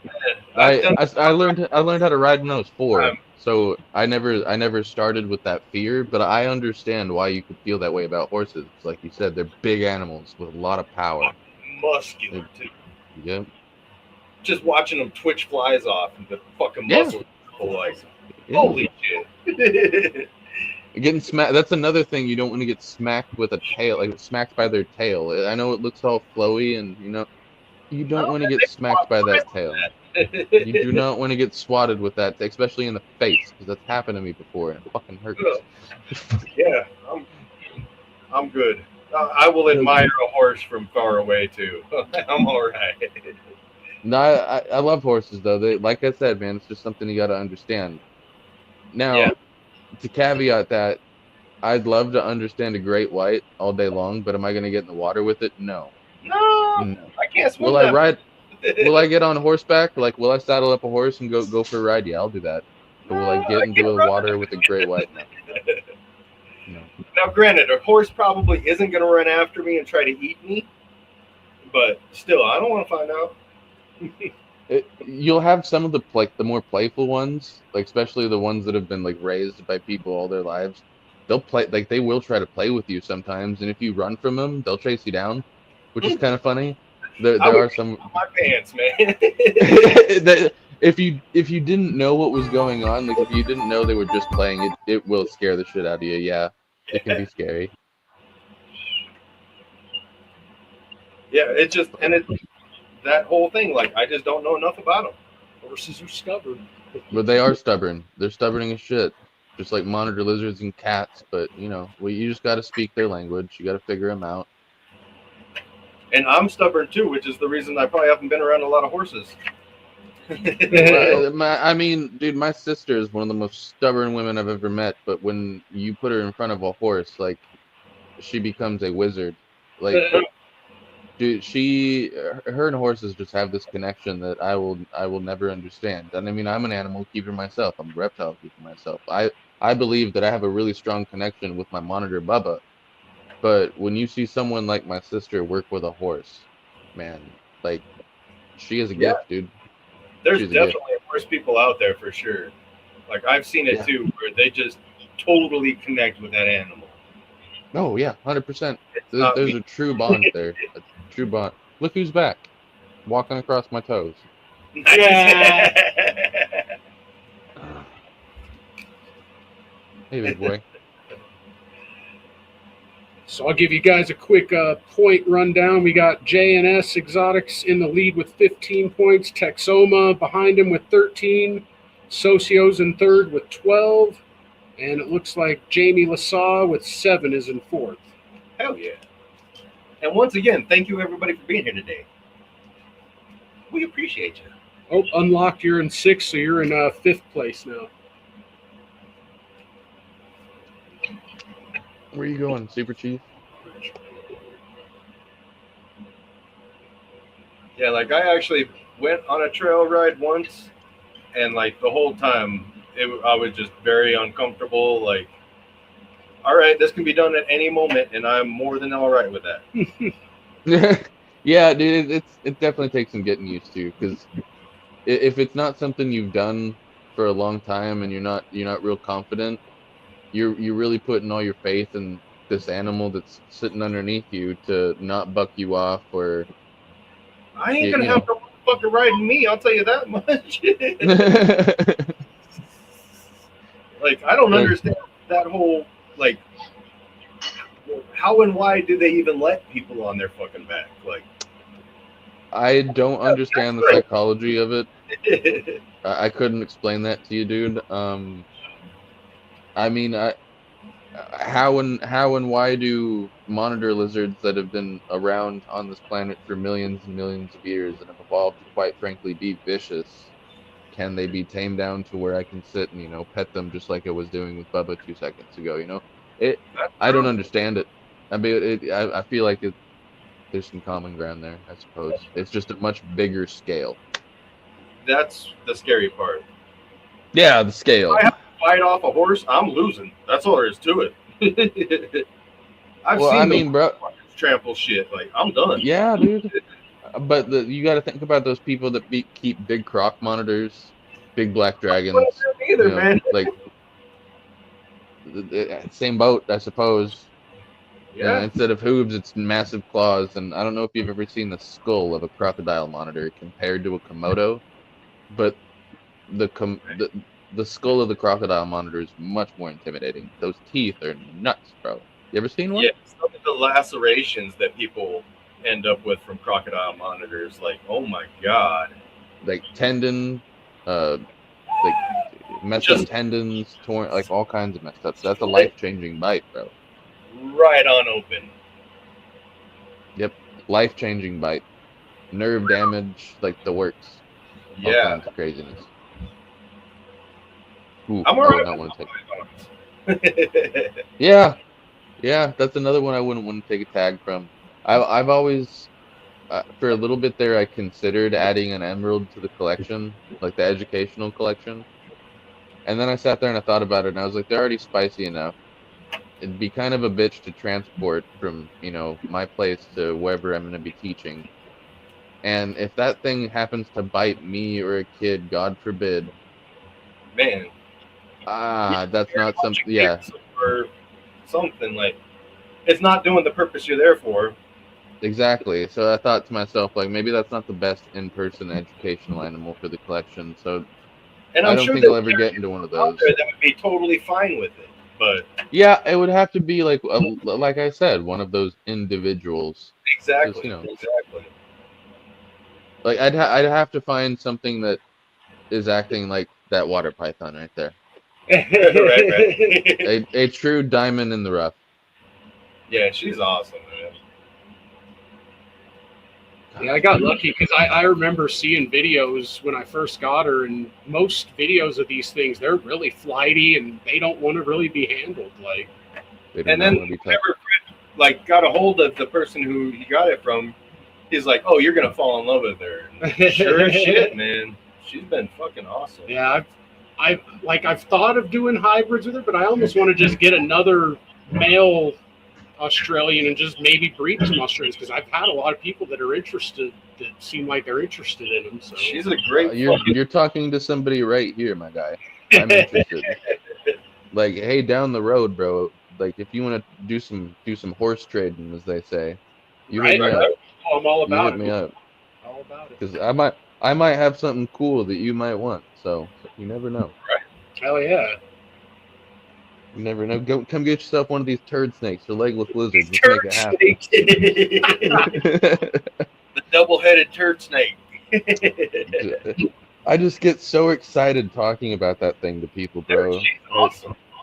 I get so, like, you know how when like two reptile people get together and they start talking about their collection, they start nerding out. Oh yeah. And then you start talking to someone who has no idea about reptiles, but just because of the sheer fact this thing's so cool, they get excited too, and they're not even a snake person. That's how this caliber python is for me, dude. That's awesome. Even not snake people, they're like, okay, that's impressive. Like, just for the sheer the fact that it is what it is and lives the way it does, and it's damn near bulletproof. Like, that's fucking cool, bro. Right. The whole sacrificial tail thing, right? Yeah. No skin tail. The false head, and I shit you not. Like, if you ever have the opportunity to handle one of these things, if you ever see one at a show or you see one, just look up close at the tail, and I almost swear, like, putting it up to the camera, you can't really see it because of how dark the tail is. But I swear, bro, it looks like it has a false mouth and false eyes cool. on the tail. And the way it was like periscoping, but with its ass end, was fucking crazy. Mm-hmm. Isn't that sick? Crazy, Yeah. Crazy mimic. Totally mimic, man. That's cool. Well, I was talking to my. Have I talked to you guys about my Honduran milk snakes yet? I don't think so. So I got 2 Honduran milks, and I do have ambitions of breeding them someday. Okay. And since picking this thing up and walking around with it kind of succeeded with the rope fish, I'm going to show you guys my pride and joy of bioactive enclosures. Nice. Let me go ahead and make sure you're on blast here.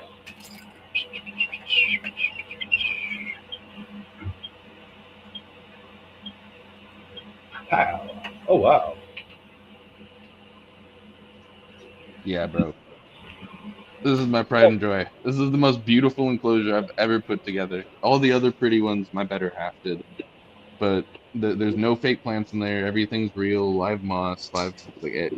Wow. Completely bioactive. I got isopods, springtails, earthworms in the substrate, and there are 2 tangerine Honduran milks in there.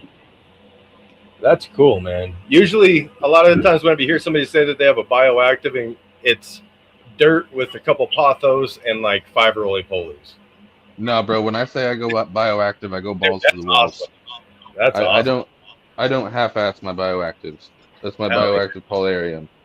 Oh wow! I got one of my Nicaraguan boas in there. They look so cool when they're just like little chunks of jungle, man. Mm-hmm. Yep. No, I don't half-ass. This is what I got my baby Savannah monitor in. That's all chia growing. Huh. You want to do an easy bioactive plant, bro? Put chia in your substrate. Dude, that makes perfect fucking sense. Like, I'm telling you, bro, it's a game changer. It's a game changer. Aloe is another great thing to use too. And then if you want to propagate pothos, just stick it in your fish tank. Yeah, right. Yeah, we used to. Yep. First plant we ever had was a pothos, and that's where it was rooted into the spill filter of the fish tank. Yep. Game changer. Just thriving, man. Holy Game shit. changer. I got my Monstera in there doing the same thing. It's thriving and just happy as can be. Huh. But that's how I end up being able to plant out a lot of these tanks, is I'll propagate it in the fish tank and make something pretty. Dude, that's an awesome idea. Yeah, like it's like having a rainforest in your living room. Exactly. That's why I love doing stuff like this. Like, It's definitely cool, man. show you this one. This is my little swamp. Donkey, get out of my swamp, donkey. So Wow, I got some of those African dwarf frogs in there. Huh. I got some mosquito fish and some ember tetra living in the water. And then when some of my frogs that I have living in all of my tanks around here that I'm raising for monitor food and other snakes and whatnot food, I'm going to start putting them in there so they can grow out in there a little bit. That's a good idea. Hell yeah. That's my plan. It's just going to be a bitch for me to pull out those African dwarf frogs because I don't want to cohab the African dwarf frogs with the leopard frogs once they morph out. Right. So that'll be a pain in the ass, but it's got to get done. It'll be done. I'm sure you'll work it out. Yep. Dude, these little African, it's those little frogs that you see at PetSmart and Home Depot. Oh, not Home Depot. You know what I meant. PetSmart and Petco. There we go. Yeah. Petco. But yeah, those little teeny frogs. The Home Depot of pet stores. Right. Yeah. The little teeny frogs you can get in the aquarium section that live their entire lives underwater. Bro, you can set up some really, really cool displays with these guys. And they're always moving around. Like, they're very easy for the most part. Like, you can put them with a lot of different fish because they're pretty easygoing, communal, gentle. They're so much fun. They eat duckweed, which surprises me. I didn't know that they were omnivorous, but they are in fact omnivorous. So I've witnessed them eat duckweed a couple of times. That's pretty cool.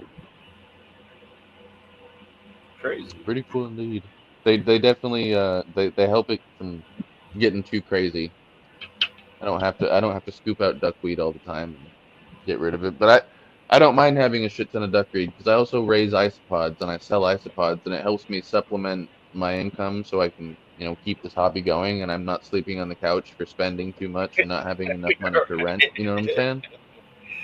I sell isopods. Yeah. All right, you're off the hook. You can. It'll get you in trouble with your missus quick, fast, and in a hurry.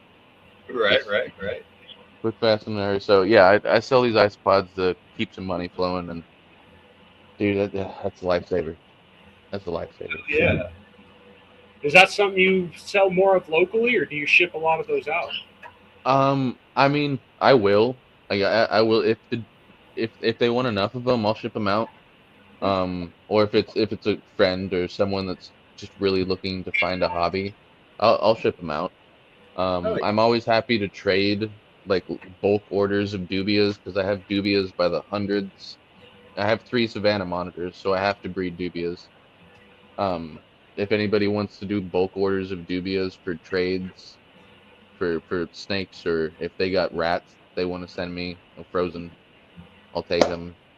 I'm always happy to do trades for isopods, dubia roaches. Or if I have something in my collection that I'm not overly attached to, and you have something in your collection, as I was saying earlier, that you're not overly attached to, Right. I'm always happy to do those kind of trades. I'm very, very about the bartering system within the hobby. Hell yeah. Very about that, man. I love that shit too. Absolutely. Especially whenever both people walk away with a smile. Can't beat it. Exactly. I'll give you one good example. I was vending the Tucson Reptile Show last year in Arizona. It's one of the bigger shows we got in Arizona. And I ended up trading a good amount of isopods, like a good colony of isopods that were breeding, had babies, that was already set up for a huge... So he was selling these colonies of dubia roaches by weight, not by count, because that's how many of them there were. So I walked away with 5 pounds of dubia roaches. I'm gonna assume that's a lot. It sounds it's like a lot. Metric fuck ton. See, like I underestimated it first because I thought like by this time, because I got them back in October, I thought by this time I'd be out. I did not think that these things would be able to keep up with 3 Savannah monitors, a fucking bearded dragon, and all my other bug-eating critters in this place. I still have more than I know what to do with. Bro, like shit, you ain't got enough animals to feed us too. No, I don't. So that's why like I'm perfectly happy. Listen, if there's anybody out there that wants to make some trades happen, hit up your boy. Hell yeah. Hit up your boy. Hey, you want me? I'll give you a good deal. Like let's. If you want to do a bulk order of isopods and dubia roaches, you pay shipping. Throw $10 on top of shipping. We're both happy because I got $10 and you got a bunch of bugs for a damn good price. Hell We're yeah. happy. I'll hit me up. Hit me up because I have plenty. Like so this planter right here, where I got my plants. That's where my biggest isopod culture is. They don't climb glass, so I have literally thousands of isopods. Here, Bubba, I'm gonna step on you, dude. You just got- Bubba's like, that's Fucking fine. I've been Bubba. stepping on you the whole show. So how do you have him potty trained? Does he go in a litter box? I'll show you. I'll show you real quick.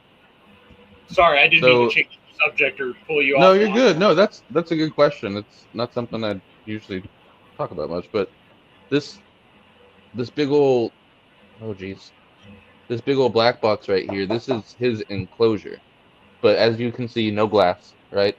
He just goes in there, poops in the substrate like a litter box, and I scoop it out. And then here's his basking spot, and I make him climb up to his basking spot to work out his muscles, right? And then the rest of the time, as you can see, he's just walking around, working out his muscles. Too cool, man. Scaly puppy. I can't stress this enough that you can't do this with all monitors. Right. Yeah. I can't stress enough that Absolutely. he's just one of those once in a lifetime animals where I put in a good amount of work, but a lot of it's just him being the way he is. He's just chill, dude. Hell He's yeah. just a once in a lifetime chill critter. I love him. That's But awesome, man. yeah, let's show you this over here. So look at my phone light.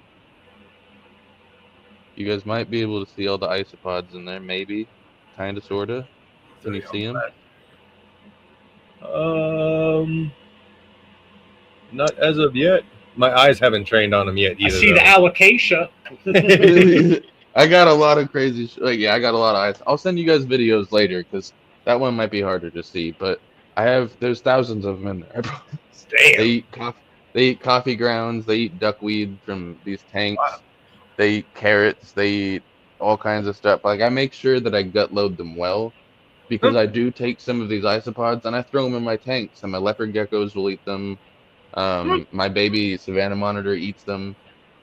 When I sell them to people, I do sometimes sell them as feeders because they're gut loaded so well, and I say, hey, these are great for juvenile bearded dragons because they're high in calcium and gut loaded well. They're crustaceans. They're not actually bugs. So that shell, dude, they're just walking calcium pills is what they are really. Great for leopard geckos as well. And I had no idea. Makes or sense. small skinks. Have you ever heard of zebra skinks? Don't think I have. They're these like semi-communal, like family-based skinks. They don't get very big. You can keep them in like 40-gallon terrariums, and you can have a little family unit in there. Oh wow. You throw isopods in there, well gut loaded isopods, and that's what the babies will feed on. I used to keep these things called orange throat pygmy skinks, and that's how I used to feed my baby skinks is isopods because they were small enough, and I could gut load them and give them good calcium. Oh yeah. Mark from Rat Bastard wants to know: are you going to try and breed captive-born Savannah monitors? Someday, I'd really love to. That's why I have 3 of them. But two males and a female is the ratio that I've heard so far, so that's what I got. Reason for that being is there's always a chance that female is going to reject one male in particular. I know a lady over in Sweden that breeds them. Her name's Linnea. Shout out Linnea. She's bred Savannah monitors successfully multiple times, and her big female will kill those males if left, unattended. So, yeah. But she has some males that will cohabitate as well. They won't hurt each other. A lot of times it just boils down to the individual again. Yep. Sometimes Pretty this is in babies. Indeed. So for the scoring situation, we got Socios and JNS tied at 15, first place. Nice. Then we got Texoma in third with 13. Jamie Lasaw fourth with 12. And then we got PCP and Irresistible tied at 10. Hell yeah. Oh, JNS just might have took the lead, though. Powered by PCP. He's actually a local homie. It's Precious Clutch Pythons. Precious Clutch Projects. Projects. Yeah. I always say Pythons, but it's projects. I mean, it would work. Right. It's still PCP. Right. But do you guys got any other questions on Savannah monitors, though? Because I can talk about them all day long. What's All day life long. expectancy on them? So, generally, life expectancy on average is about 9 years in captivity. Oh, wow. Hell yes. Sometimes it can be even lower than that. And the reason for that being is people give them the incorrect diet. Now, when I say incorrect diet, it's because people are just basically pounding them with rats all their lives. They can't handle that much mammal protein, especially when you're not giving them the right heat. Now, there are people out there that can give them lots of mammal protein. I know people who do it. They just basically cook their monitors. They're not burning their monitors, but like their basking spots are up in the 140s, 145s. Some people say 160s. All right. Your complaining was right on time, Nick. Sorry, didn't mean to interrupt. No, you're good. You're good. 160. That's. But yeah, a lot of these monitors are dying from fatty liver disease within like the first year of being kept. Damn. That's Because because they're just overfed with mammal protein. They get fatty liver disease and die. It's sad. A lot of times they'll get MVD as well because they're not getting the correct supplementation or lighting. But I do know one individual in particular who has a 18-year-old male Savannah monitor. That's dope. Yes. Yeah. Wow. I was really impressed. I mean, this thing by no means does it look like a spring chicken. You can tell that it's every bit of 18 years old. Right. But it's still eating, it's still moving around, it's still drinking, like it's still acting like a monitor. And that's impressive. I mean, it's extremely, especially when 10 years ago, God forbid, like almost 20 years ago, we knew fuck all about these animals. Yeah. Fuck all. Very few people have gone out to actually study them in the wild. I remember when I first got into Savannah monitors, there was a stigma about them. Like everybody was like, don't get a Savannah monitor. They're always wild caught. They're never going to be your friend. They're never going to like you. That animal's always going to hate you. Well, that's not been my experience, obviously. Yeah, they don't know Bubba. Yeah, they haven't met Bubba, but so the worst. It sounds like the worst he's going to do is crawl on your feet. For the most part, yeah. Crawl my feet. For the most part, yeah. Well, no, he does every now and again, like to get into places where he's not supposed to. The other day, we had one of the bikes sitting in here, and he crawled through the bike spokes, and he ended up peeling one of his osteoderms off of his tail, and bleeding everywhere. So I was like, fuck. But it's healing up nicely, so he's hanging in there. He did burn himself once too, getting in a spot where he wasn't supposed to. In his enclosure. He got up onto the light somehow and put the back of his head on the light and burned himself just behind his head. Dang. So we had to remedy that situation. We got that fixed, but that was a learning lesson there too, dude. Learning lesson there too. Yeah.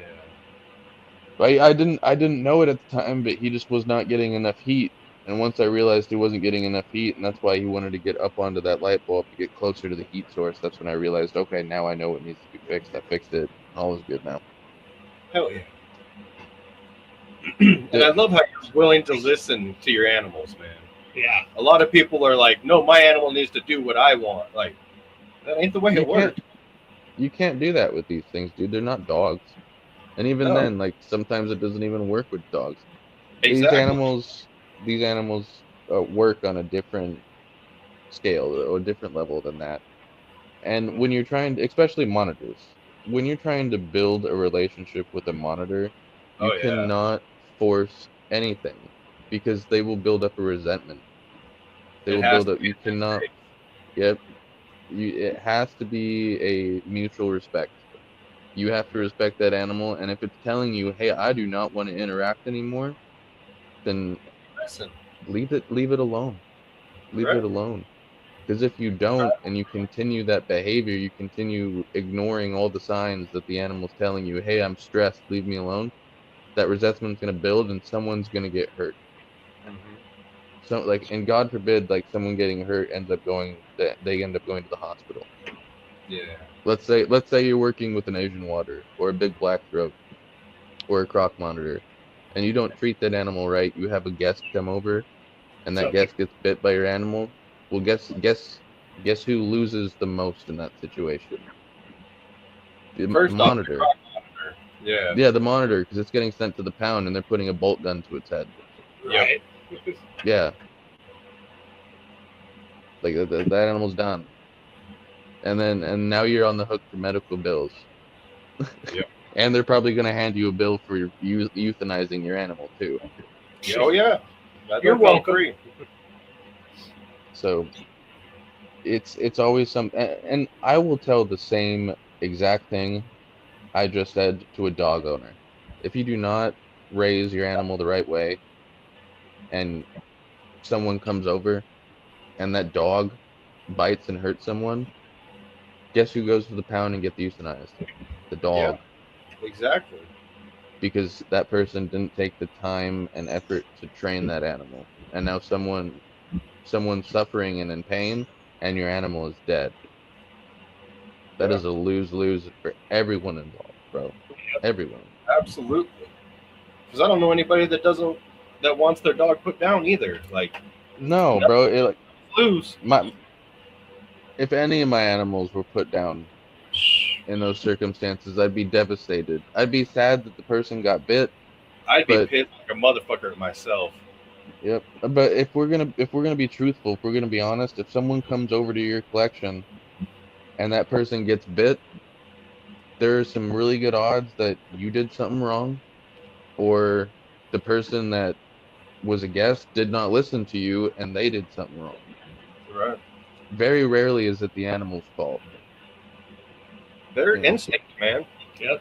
Exactly. If you get scared, what is your reaction going to be when a human being gets scared? It's either you're going to lash out whatever scares you, or you're going to turn tail and run, or you're going to freeze. Yeah, I'm the last. They're no different, bro. These animals are no different. I guarantee just have a different way. I'm not the fucking go run and hide guy. I mean, if you're being a dick and you need to be punched in the face, like, I'm gonna punch you in the face. Or if you scare me and you jump scare me, I might just turn around and on instinct punch you in the face. Ah! Right. I didn't mean to just knock you out, but I'm sorry. Yeah, exactly. Whenever I was the guy that was not allowed to go to the haunted houses. Yeah, that's facts. That was that guy. Don't jump scare me. Like, ah! There was one year I went to a haunted house, and there was this room where it was just nothing but coats and shit hung up, fucking both sides.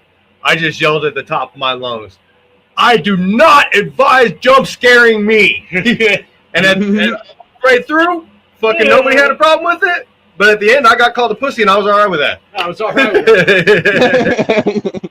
Hey, man, let's think about it this way. Evolution put that there for a reason, and if we were back with our ancestors, you got a better chance of living than people that enjoy those haunted houses. And I didn't feel like going through the fucking legalities of that either. Oh, I don't blame you. Nobody does. Nobody does. I do not do well with being scared. That is facts. It's there for a reason, man. We're a lot of people like to forget that we ourselves are still animals. You know, Absolutely. We have instincts as well. Absolutely. That fight or flight that a lot of people have, that's left over from, generations and generations of us learning that, like you have to be scared. Fear tells you something is around that could kill you. That's a preservation of life, Like the caveman sitting there with his spear, he's scared of what's in the back of the cave because back in that deep dark cave, he can't see it. So you know what he did? He took some fire back there with him and a spear back there with him because he was scared of what was back there. And then he started eating how good, got more protein in the brain. Yeah. Yeah. We started figuring shit out. Yep. But we're still those scared cavemen sometimes back here in our heads.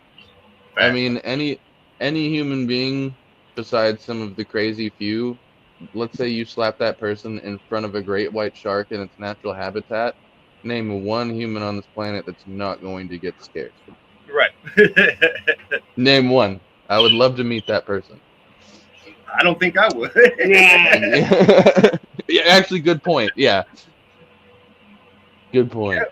Yeah, that's facts, man. Fucking, I say I'm a fight whenever it comes to fight or flight, but I mean, by the same fucking token, you put me next to a horse, I'm fighting. If you're I'm fighting with a next to horse. something that can fuck you up, or A fucking silverback gorilla, I ain't trying to fight that or motherfucker. even just a big man. There's big fucking dudes that fucking. Well, I'm still fucking got stupid with that. Like, I'm talking big dudes, like 6'6", 300-400 pounds, muscle. You know what I mean? Like, I'm not fucking with that. Right. But like, you want to know the crazy part? Like, even those big 6'6", 300-pound, like beefy motherfuckers, like those linebackers, they wouldn't stand a chance against a gorilla. Yeah. Wouldn't stand a chance. Or see, I was recently corrected by somebody who works with kangaroos. One of my recent podcast episodes that I had, one of my guests asked me, what animal do you think you might be able to take in a fight? And I said, a kangaroo. And I said, one of those big reds? No, probably not. But maybe like one of those smaller grays, maybe. And I think it's all about the footwork. As long as I don't get kicked, you know, and I can, like, you know, razzle dazzle, float like a butterfly, sting like a bee, get in there, I think I'll be okay. No, I was corrected by somebody. Yeah. And shit too. Like, oh, dude, they'll grab you. They'll grab you, and they'll bite too. They'll bite. So I was definitely corrected by. And fucking, they'll gut you. They're no joke, bro. You'll get gutted. Oh. Yeah, like you said, one kick, you're done. That wild strength, man. We are soft and tame. Yes. Yeah, very much so. Very much so. Yeah, no, one kick from that kangaroo, dude, you're done. Yeah. Like, one kick. I was correct. Kangaroos kind of pissed me off, bro. I saw a kangaroo trying to drown a dog once, and I'm like, fuck kangaroos. They evolved to do that because of dingoes. Yeah. Did you know that? I can see that. Yeah. Like one of the leading causes of death for domestic dogs in Australia is saltwater crocodiles, from what I heard. Like crocodiles eating, or kangaroos drowning them. Wow. Which is, and then there's snake bites, of course. But fuck that. I'm eating kangaroo tonight. You ain't drowning my fucking dog.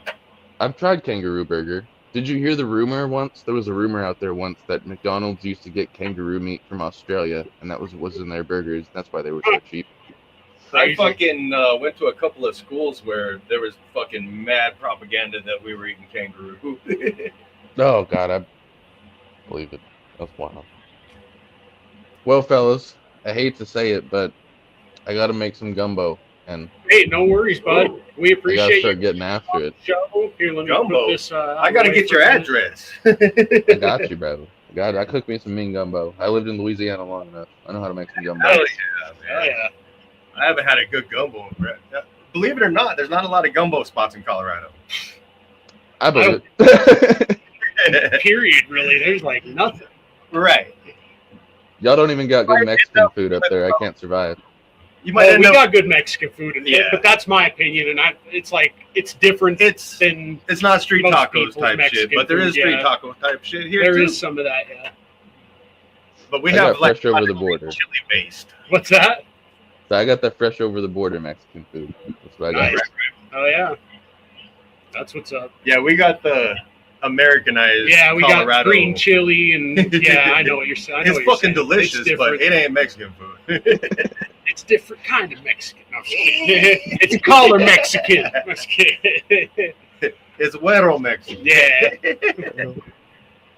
But we appreciate you, Tristan. Dude, it's been a pleasure, man. Definitely, man. Fucking great show. Awesome. Thank you. Yeah, man, this has been a blast. Anytime you guys need somebody on, just shoot the shit. You hit me up, bro. This has been, a great time. I'm gonna have you guys on my podcast as well. Definitely. Yeah, please. For sure, man. All right, fellas, it's been an absolute pleasure. And don't be afraid to tell Carrot that we'd like to have him on too. Yeah. Oh yeah, for sure. I'll get Carrot to come on, hang out with you guys. He'd love to. He's gonna teach you guys a thing or two about mushrooms. He's not really a reptile guy, but he knows a shit ton about mushrooms. Fuck yeah, that's dope. Be down for that. Yeah. Hell yeah. Yeah, dude. He and I have been kicking around the idea, actually, of trying to incorporate mushrooms into bioactive enclosures, so stay tuned for that. Dude, that would be a fucking game changer, I think. Hell yeah. Yep, especially with some of these toad species, because there's a connection between toads and fungus. So I mean, they are called toadstools. Toadstools. Yep. Toadstools. All right, fellas, I'm gonna get after it. I'm gonna start cooking, but this has been great, guys. Great afternoon, man. Thanks a lot, Thank Tristan. you again. Have a good one, man. Take it easy, boys. Stay safe. Hell yeah, you bro. too, brother. Yeah, that was cool, man. Right? Monitors and that snake with the two heads is cool. Right. The two-headed turd snake. Right. I say that with all the love possible. Right. So who won that last one? Python Portal. Damn, he's been doing pretty good. Damn. He up to 15. Ba-ding. And Socios, that puts you up to 23.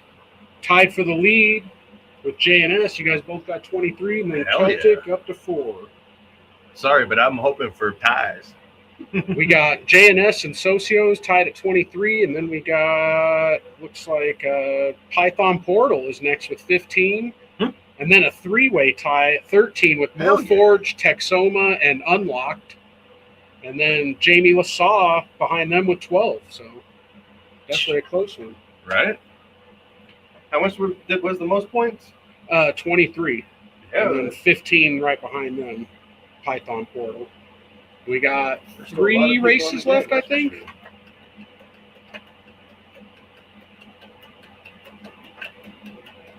Diet Jambalaya? No. DJ. Right.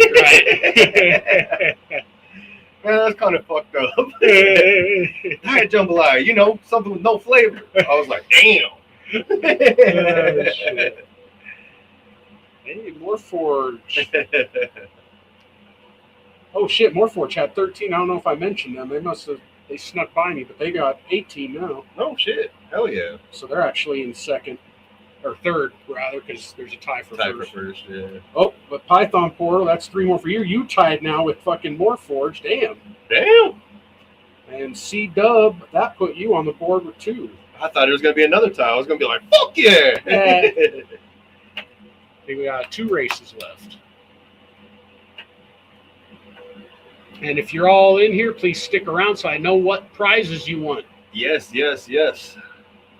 I always have shrooms in my bioactive. Dude, I think shrooms started growing in my mouse bedding after 1 week. Or no, it wasn't mushrooms. That's right. It was sprouts from the corn. Yeah. That's right. Or was it corn or the sunflower seeds? Sunflower seeds. That's right. The sunflower seeds. Yeah. If I lose, I'm farting on your shirts. Wow. Dude, but mushrooms in a fucking bioactive, that would be cool, man. Especially like some cubenzas. Of course, I have to take it there. 15 for Mitzi. Hell yeah, Mitzi. That puts you up to 11, Tire God. And Hell yeah, Python Tire God. Portal, damn, that puts you up to 20. Hell yeah, Python Portal. Third all by yourself. Last race. He's third by himself. What?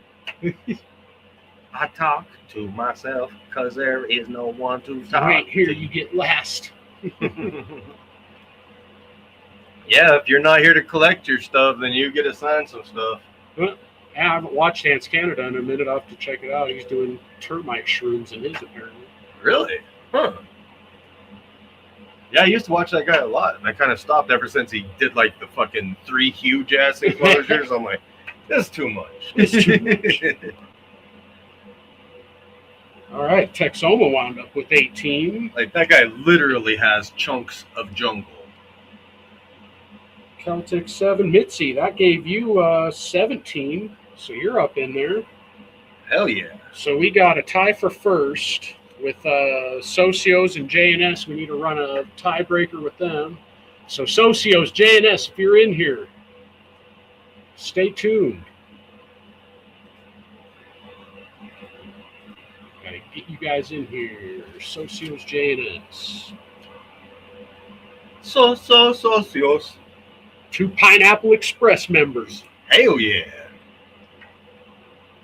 And by the way, Nick, that's probably why you've been seeing Socios up here more winning, because they did up their tier to Pineapple Express, and they are a sponsor. If you're a sponsor, you get an extra racer. Or Two actually, now. two now. We changed it. Yeah, 2. Showing the sponsors a little more love. If you got a problem, Socios just get a stand for sponsorship. winning, Then you get 2. All right. Let's see who gets first and second.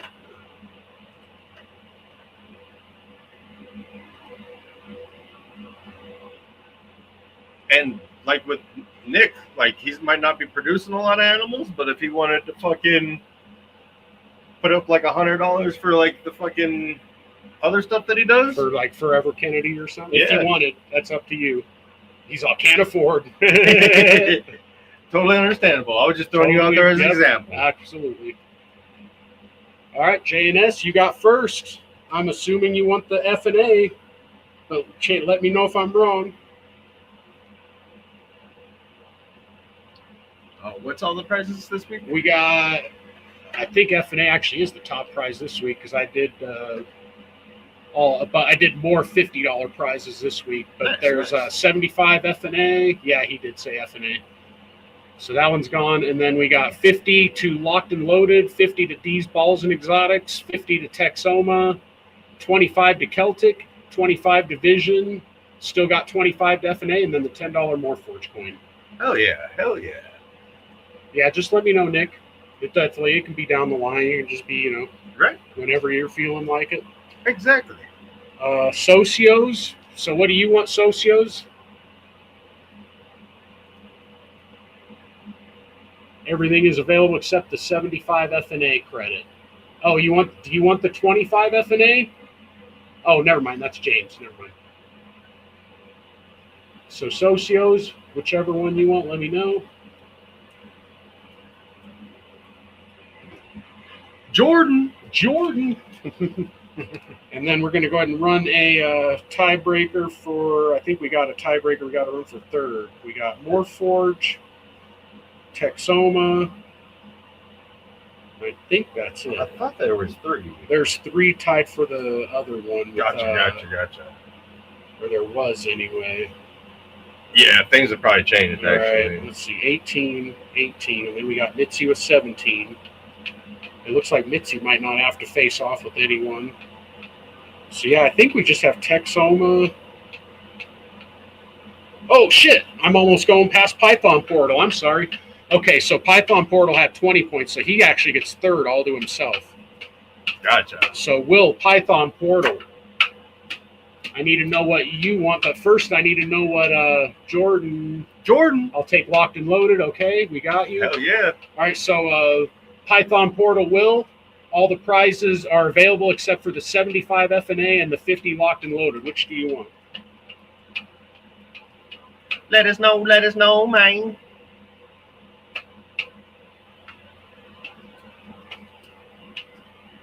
And then we're going to have, it looks like Texoma and Morphforge are tied, so that'll be 4th and 5th we got to figure out for them.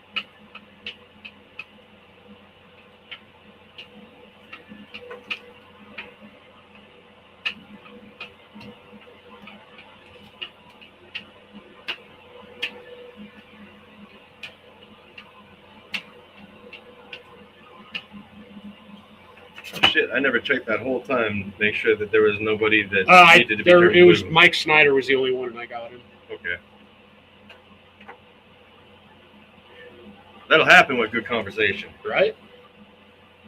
Yep, D's. You can have the D's Balls and Exotics credit. It's $50. Hell yeah! And yeah, that's a good one because he's obviously got all sorts of stuff besides balls. So Throw some D's on that. Got you, Jordan, for locked and loaded. Okay, cool. Python Porter Will's taking the D's. Thanks, guys, for staying in here and letting me know Yeah, what you want. thank you. Making it easy. Thank you.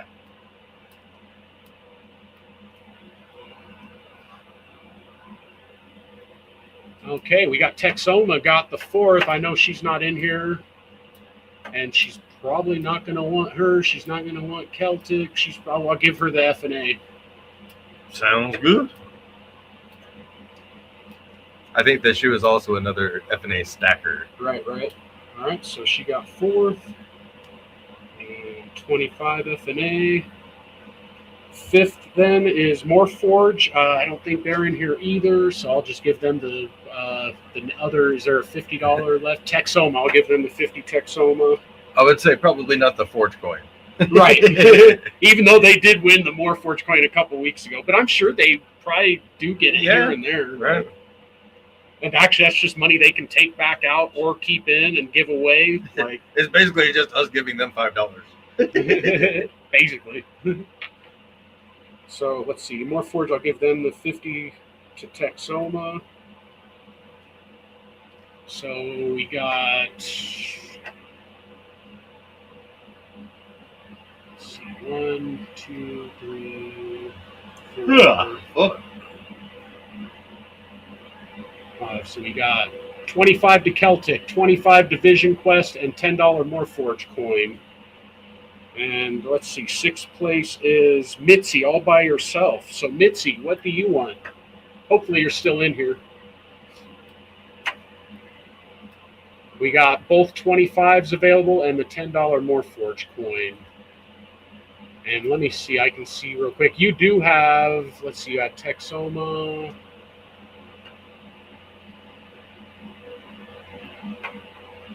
Looks like you only have Texoma right now.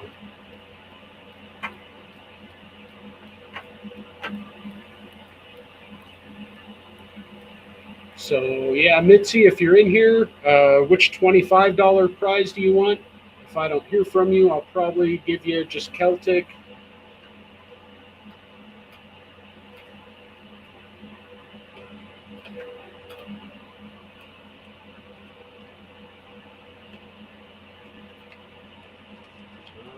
Let's see, and then who is behind Mitzi?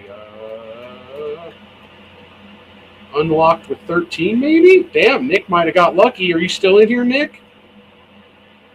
Ridiculous. I was going to say, since how Mitzi's not answering, Nick, which $25 credit would you rather have, Celtic or Vision Quest? Yeah, he's in here. Cool. Damn. Oh, shit, Mitzi's in here. All right, Mitzi, Celtic, Vision Quest, or $10 Morphforge coin? Where else would I be? Hell yeah, But Mitzi. Mitzi's back, so she's going to let us know. 25 to Celtic, 25 to Vision Quest, or $10 Morphforge coin. Morphforge coin can be used with like 35 different breeders. We're actually one of them, so it would almost be you can use it for F&A or one of the other 30 breeders that are in it.